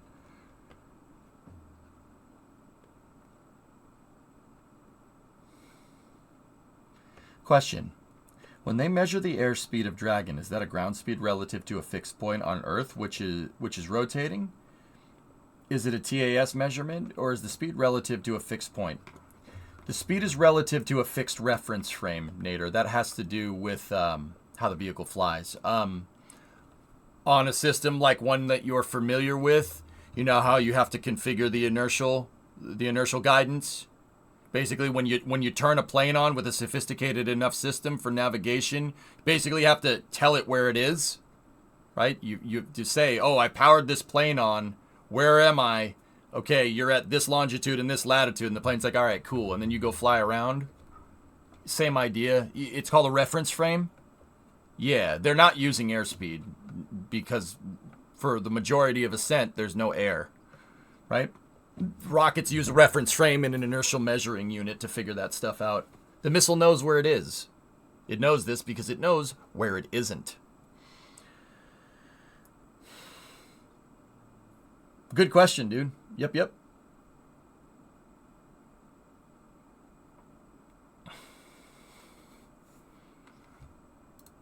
So they stopped the coverage, but yeah, hypersonic, check this out. Look. So stage separation, right? Loud cheers here as we can see that the first. Where's the stiffener ring? Jeez, first and second stages have separated. What a shot. A beautiful view there. The brighter light is the second stage under power of the. Yeah. I don't know if there's a radial in component to that burn. This makes it look like it's slightly coplanar normal. And maybe a little bit radial in.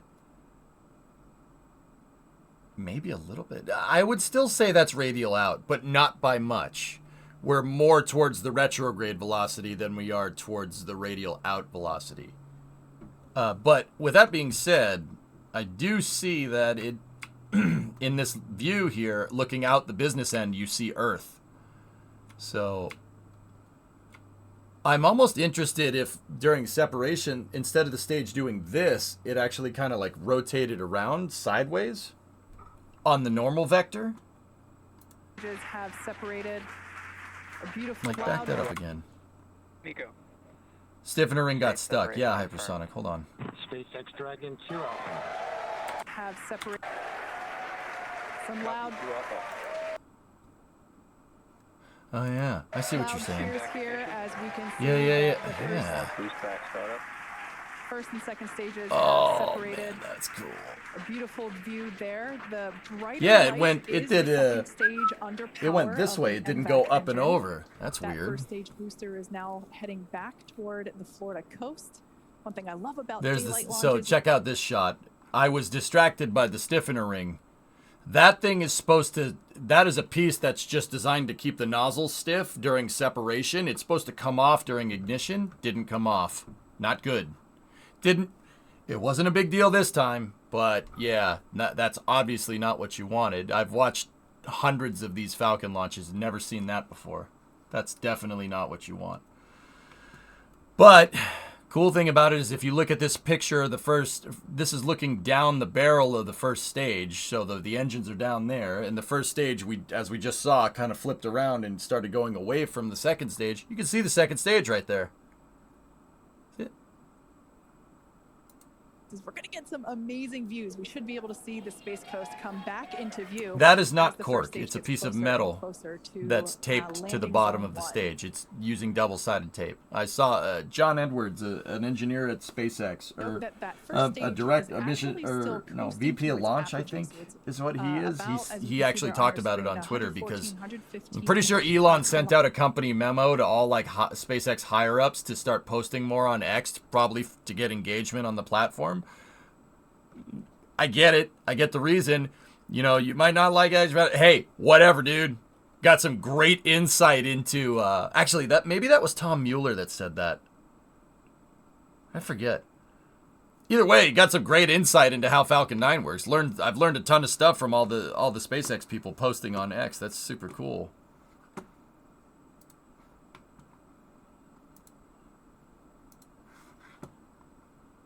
Yeah, it ended up coming off, Uliz, yeah.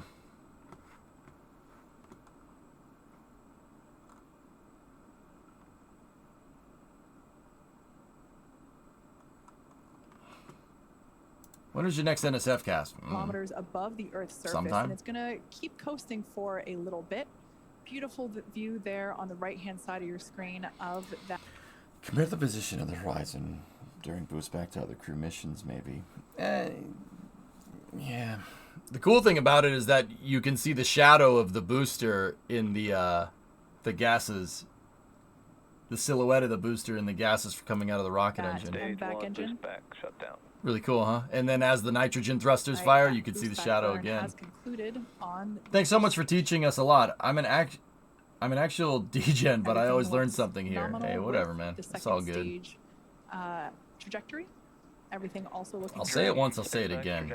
BZ, learning is good for you. Good on the first stage is it's good for you.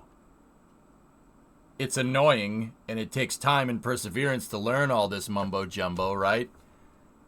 But it's good for you. It's like working out. It's a pain in the butt, but it's good for you. You know what I mean? Yeah, I firmly believe that. If I can help you connect a couple neurons up there a day, I'm good with that, you know? Even if you just degen it up on Twitch, all good, man. No problem. Do you think the Falcon 9 booster is limited in terms of rapid reusability compared to Super Heavy? Clarinate, that's a good question. It's a good question. Yeah, I do. Why do I think that? Well, they wouldn't be engineering Super Heavy if it wasn't. Don't you think? Just a thought. Sometimes you got to use some logical deduction with this stuff. Now, I will say this. Could one make a reasonable case to use Falcon 9 for going to Mars? With Falcon 9 and Falcon Heavy? Oh, yeah. Yeah, oh, yeah. Of course. Sure.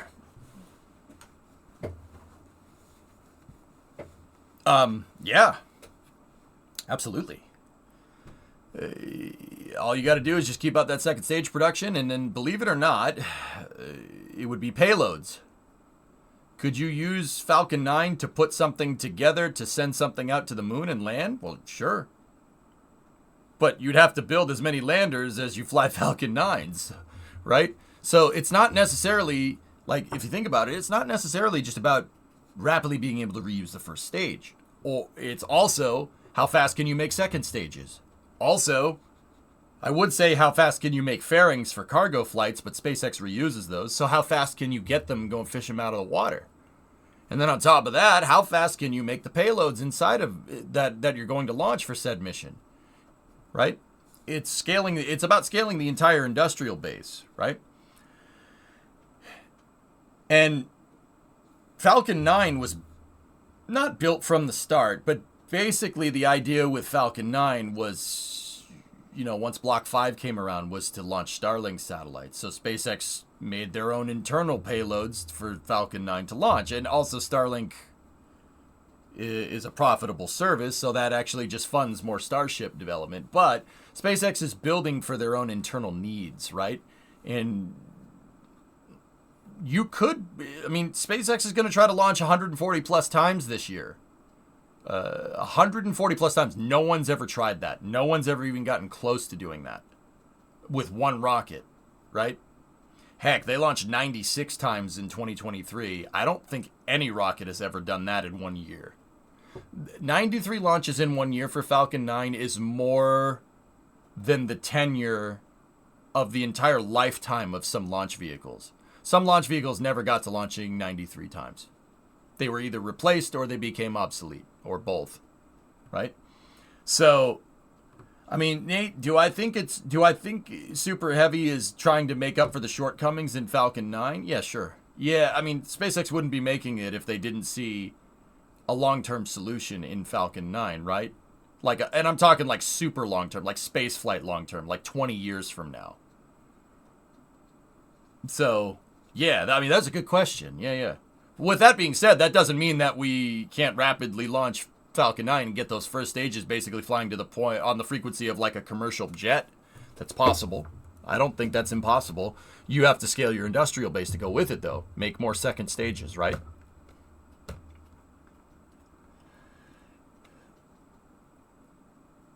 Silly, but what if we launch Falcon 9 on a large enough starship?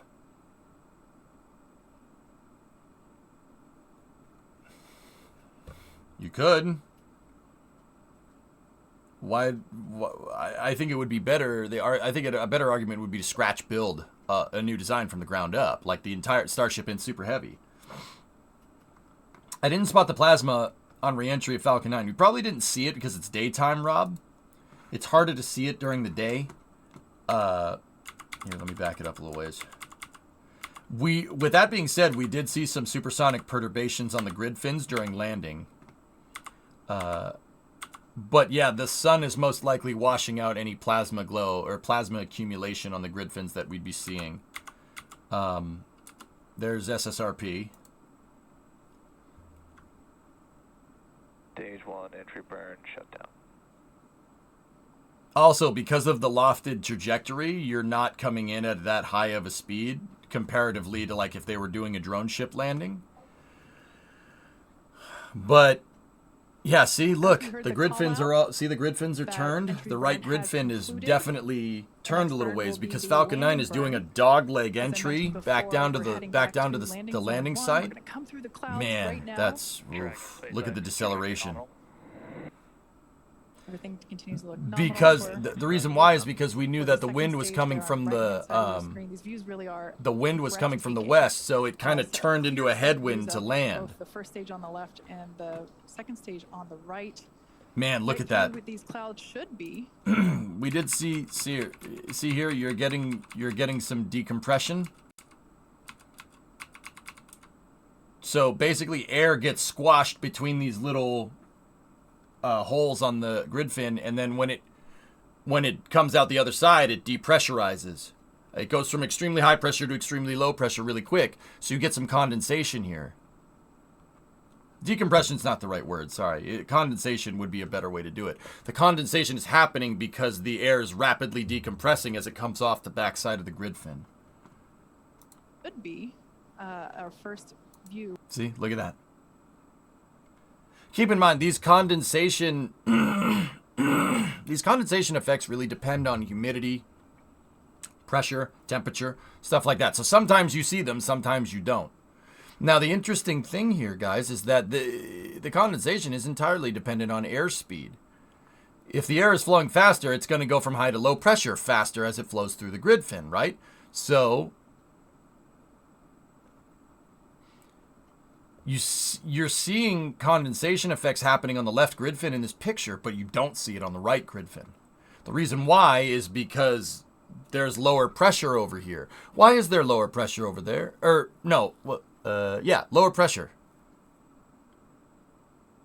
Scratch that. I screwed up the analogy. Higher pressure, excuse me. I said it backwards. Sorry about that. You'd get higher pressure on this side. Higher pressure will produce these condensation effects because you have more air going through the grid fin, and it's not necessarily going faster. There's a lot of it depressurizing quicker. There's a lot of it condensing faster. There's lower pressure on this side. And because there's lower pressure on this side, the air is moving faster. So it just goes through the grid fin. That's why you're seeing condensation here and not here. Sorry, my first explanation for this particular view was backwards, excuse me. Strike that, reverse it. The snozberries taste like snozberries. But yeah, that's why you're getting condensation effects here and not here. The other thing is that there are some condensation effects happening over here, but they're not, the sun is washing it out. You can still see that they're there, though. They're not as pronounced as this one because the booster's flying like this.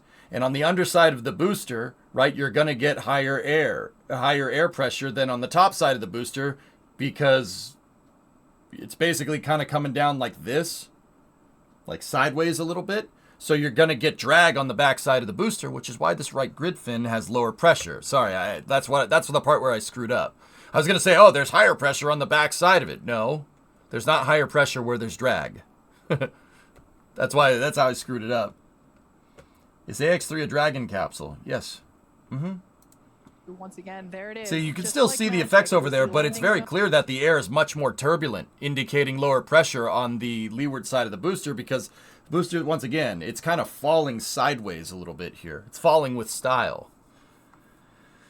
Is that condensation like on a fighter jet's wings when they do severe maneuvers? Bingo, Payne. Yeah, that's also the reason why the condensation only happens on one side of the wing, because one side of the wing has higher pressure than the other, right?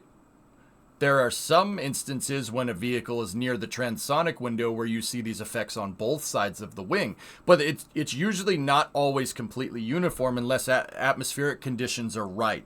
Now, I want to point out that, you know, if a plane is flying in level flight and you see those vapor effects, those condensation effects, that does not indicate breaking the sound barrier.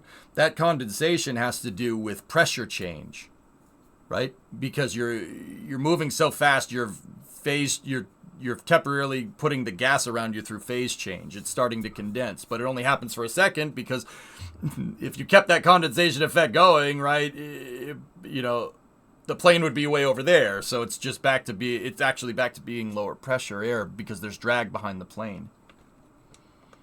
Yeah, those condensation effects in level flight don't necessarily mean you're breaking the sound barrier. In fact, planes don't break the sound barrier near the surface because that's like having a gun go off in your ear. It's not good for you, and it's not good for stuff on the surface either. It's enough to shatter glass. So those condensation effects usually happen like when you see a plane doing maneuvers, but sometimes it happens in level flight too. Once again, it has to do with how the air is moving over the wings and pressure change on the wings.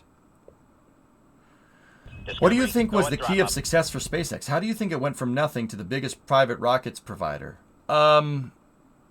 Manual, rapid prototyping, and open transparency is how SpaceX got to where they are. You know, build another one. Okay, that one didn't work. Build another one. Okay, we lost that one. Whatever. Build another one. Figure it out. Hey guys, I think we could do this to make it better. All right, cool. Let's do that. All right, sweet. It's better now. Build another one. SpaceX has been doing that for the better part of 20 years. And all that adds up. All that little iteration, that little creeping and crawling, all that adds up, and it ends up with a vehicle that just routinely moves people into space like it's no big deal. Oh, what a shot. SpaceX Mission Control Hawthorne. As we tune in to see damn, that's cool. the landing. Now, a lot of people pointed out that the landing leg deployment wasn't uniform. The landing leg deployment not being uniform is for the same exact reason why we saw condensation on one grid fin and not the other. They're close, but they're not exact. The reason why is because the different amount of pressure because of differential airspeed on either side of the booster during landing. Basically, when it's coming down, look at it on the left view. It's kind of slewing a little bit. And because it's kind of slewing a little bit, the airspeed on one side is faster than the other. And if it's faster on one side than the other, that means the pressure is different from one side to the other. And when these things deploy, one might experience more aerodynamic drag than the other, and it might take a little bit longer to get it down there. That's why you have asymmetric leg deployment. As we tune in See, to see if the air is holding that thing up because the rocket kind of came in a little bit sideways during landing. And if you cool, huh? Tell by the Easy peasy. I mean, they make it look so easy. It's really not. That thing is 150 feet tall. It's as tall as a 15-story building, and it just comes down and lands. All right. The camera views of landings have gotten so much better over time, mostly due to Starlink connections. That's right, Nate. The drone ships have Starlink on them. Yep. Now, I know what people are going to say. Well, if the drone ships have Starlink on them, why do we still get signal interruptions when Falcon 9 is coming down to land? Well, the short answer to that is that it's a lot easier, and it's a lot easier to change the antenna on your boat than it is on your rocket. The communication systems and antennas on a rocket is another component to that vehicle. Changing an antenna on a vehicle is as, it's not the craziest thing that you can do, but that's enough of an engineering design change, changing the antennas on your vehicle, to warrant a requalification and a rebaseline. Meaning, it's not something you can just upgrade and be cool, like, okay, yeah, it's fine. You know, let's just upgrade the antennas. No. Stronger antenna has different power needs. How's that going to affect the rest of the vehicle? Now you have to go back into a testing phase. And Falcon 9 going back into a testing phase at this point, where SpaceX has to requalify the vehicle. Don't get me wrong, they probably do it faster than anybody else in the industry. But also, that means less Starlinks going into space, because there's downtime for the vehicle. You don't want downtime for Falcon 9. That's why they're not going to upgrade the antennas, because they have to requalify it. On top of that, that's a mountain of paperwork with the FCC that nobody at SpaceX wants to do. I'm pretty damn sure. Changing a component, even the antenna on a vehicle, is like changing an engine, or changing a grid fin, or changing the design of a landing leg. It's another component that is changed, and changing it is a pain in the butt, especially since Uncle Sam is involved with communications. Gets to be a big pain in the butt. That's why you still get signal blackouts from time to time, Nate. Sorry if this is a dumb question. Don't worry about it. Do you think they'd ever planned a manned launch with a unideal, with an unideal launch trajectory, with their homework done, of course, just to activate some of their safety systems and see how they respond?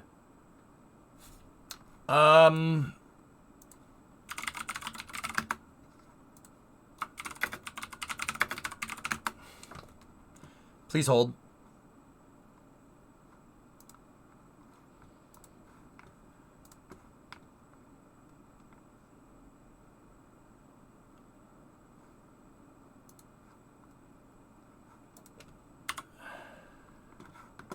So this is not from the Axiom mission. Watch this, Rhino.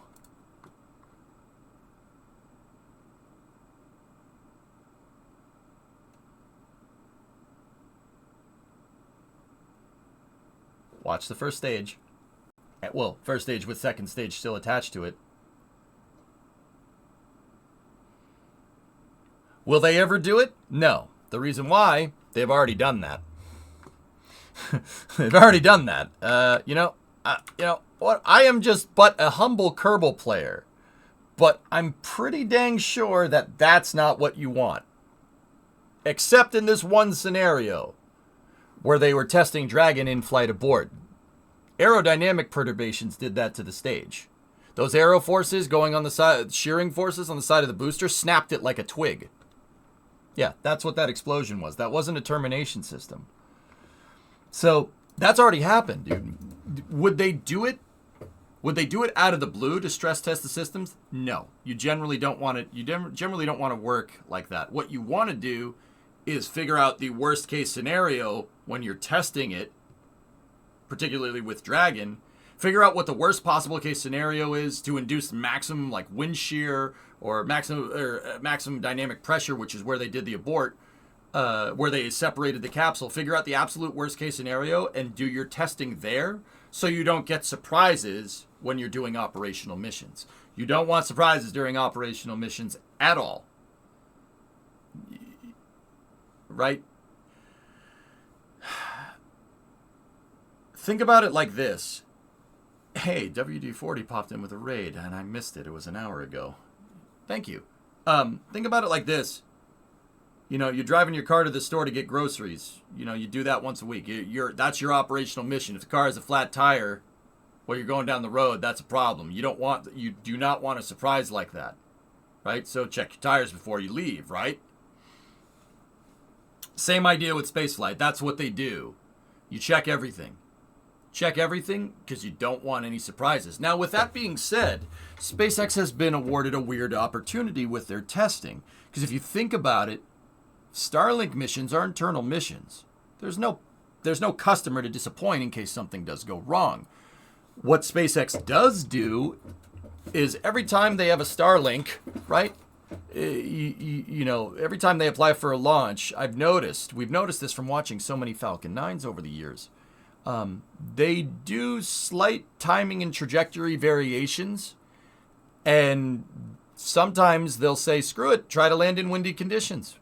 Try to land that thing out on the drone ship. These are wind conditions that we don't think will work, but let's try it. What's the worst that could happen? The rocket tips over and falls into the ocean, which that happened very recently, but it landed, you know. So they're expanding the envelope, the flight envelope of Falcon 9 incrementally every time. They're not just going to go straight to doing something nuts, right? They just make a little, chip away at it a little bit every flight. And that's part of the reason why the trajectory, lots of flight data and trajectory analysis for Falcon 9 has made Falcon 9 so damn reliable. That's part of the reason why they land every freaking booster and they make it look easy. No surprises like stiffener rings not coming off. Yeah, Wiz, there's going to be a meeting about that before the end of work. With that said, it seems like Super Heavy may fare slightly better with all those forces. At least I guess from the great spin of IFT2. That was pretty awesome, wasn't it? I think it'll be okay. What I don't think they took into account, Nate, is that the deceleration forces from hot staging slosh the propellants around inside of Super Heavy, and that's why one of the engines didn't reignite, because it basically did the rocket motor equivalent of asphyxiating. That's why it didn't turn back on. It didn't suck the liquid through the straw. You know what I mean? Instructions unclear. Puncture tires before going to market. Yeah, sure. To do that. Don't. I got you. Thank you. Was just wondering what with the lofted trajectory. Yeah, Wild. Let me put it to you like this. They wouldn't risk a trajectory they weren't absolutely sure would get people into space with people on board. That is a really crappy... You don't space flight like that. They tried space flighting like that in 1986 one time. It didn't work. Don't introduce new test regimes into your vehicle when there's people on it.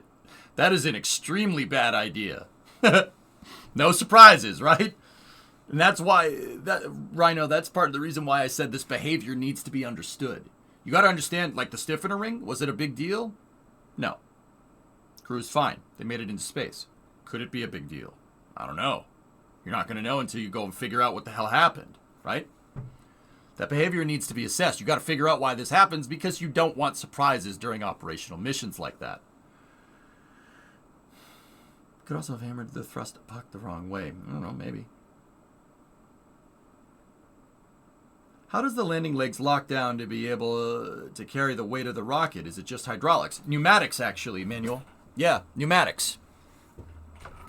They're using a pneumatic gas strut. Yeah, if you have like a newer car and you go to open the lift gate or the hood of the car and you have those pneumatic rods that go, right? And make that funny noise.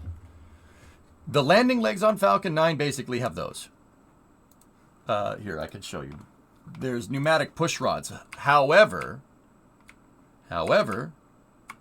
that's not the end of the equation. Those are the pneumatic push rods.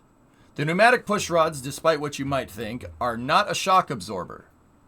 There is an energy absorption device, a shock absorber, built into the bottom of the pneumatic push rod.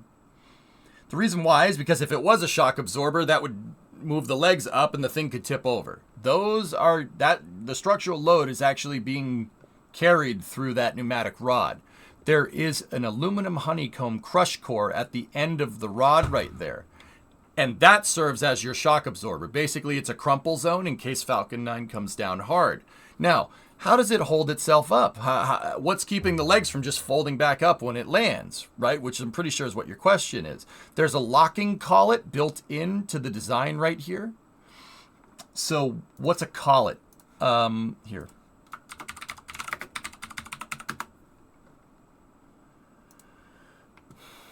So a locking collet in mechanics is something, it's usually a tapered design, right? And when that tapered design goes into a hole, it locks it into place. I'm trying to find a good picture of one. Give me one moment.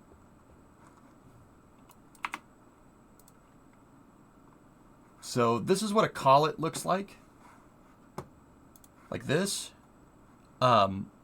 Basically, when something enters this area right here, when something enters this area, it starts to try and stretch the metal out. You usually have a tapered lock here, like that. See how this...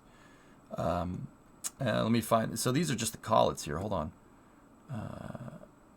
Usually some type of shuttle goes into this area here. And see how you have slots on the sides of the collet? Those slot pieces right there, the metal tries to bend out, but the metal doesn't want to bend out. So it actually ends up kind of clamping it into position. The landing legs have locking collets in them. Think of it like if you've ever used a drill chuck, kind of like that, same idea. How large is the landing gear? The landing legs are as long as a limousine, dude. Yeah, well, maybe not a limousine, a small limo.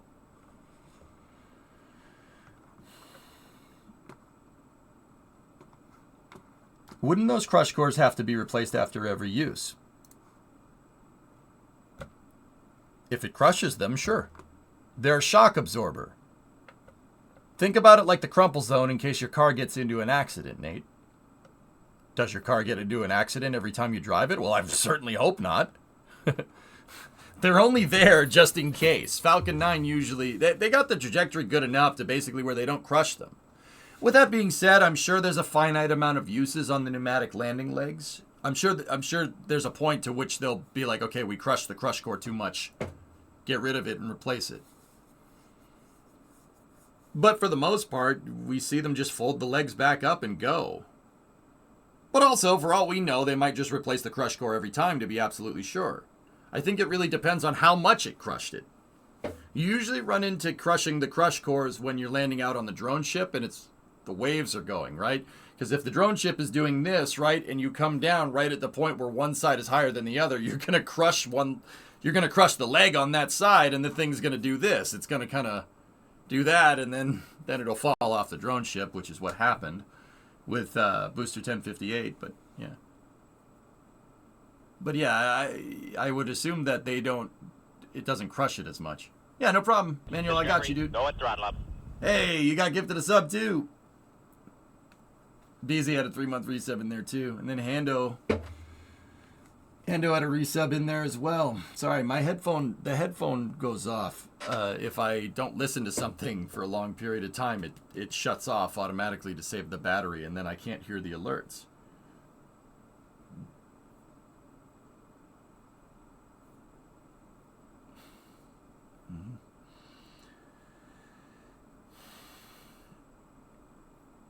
Look up the PS540 LCT. The PS500-40-LC-T. That's a screw collet. That's not exactly what we want, but yeah. I just figured you were listening to Journey. Don't stop herp-derping. South Detroit is not a place. Why does that song reference South Detroit? South Detroit is water. Or Canada, depending on how you classify it. It's very strange.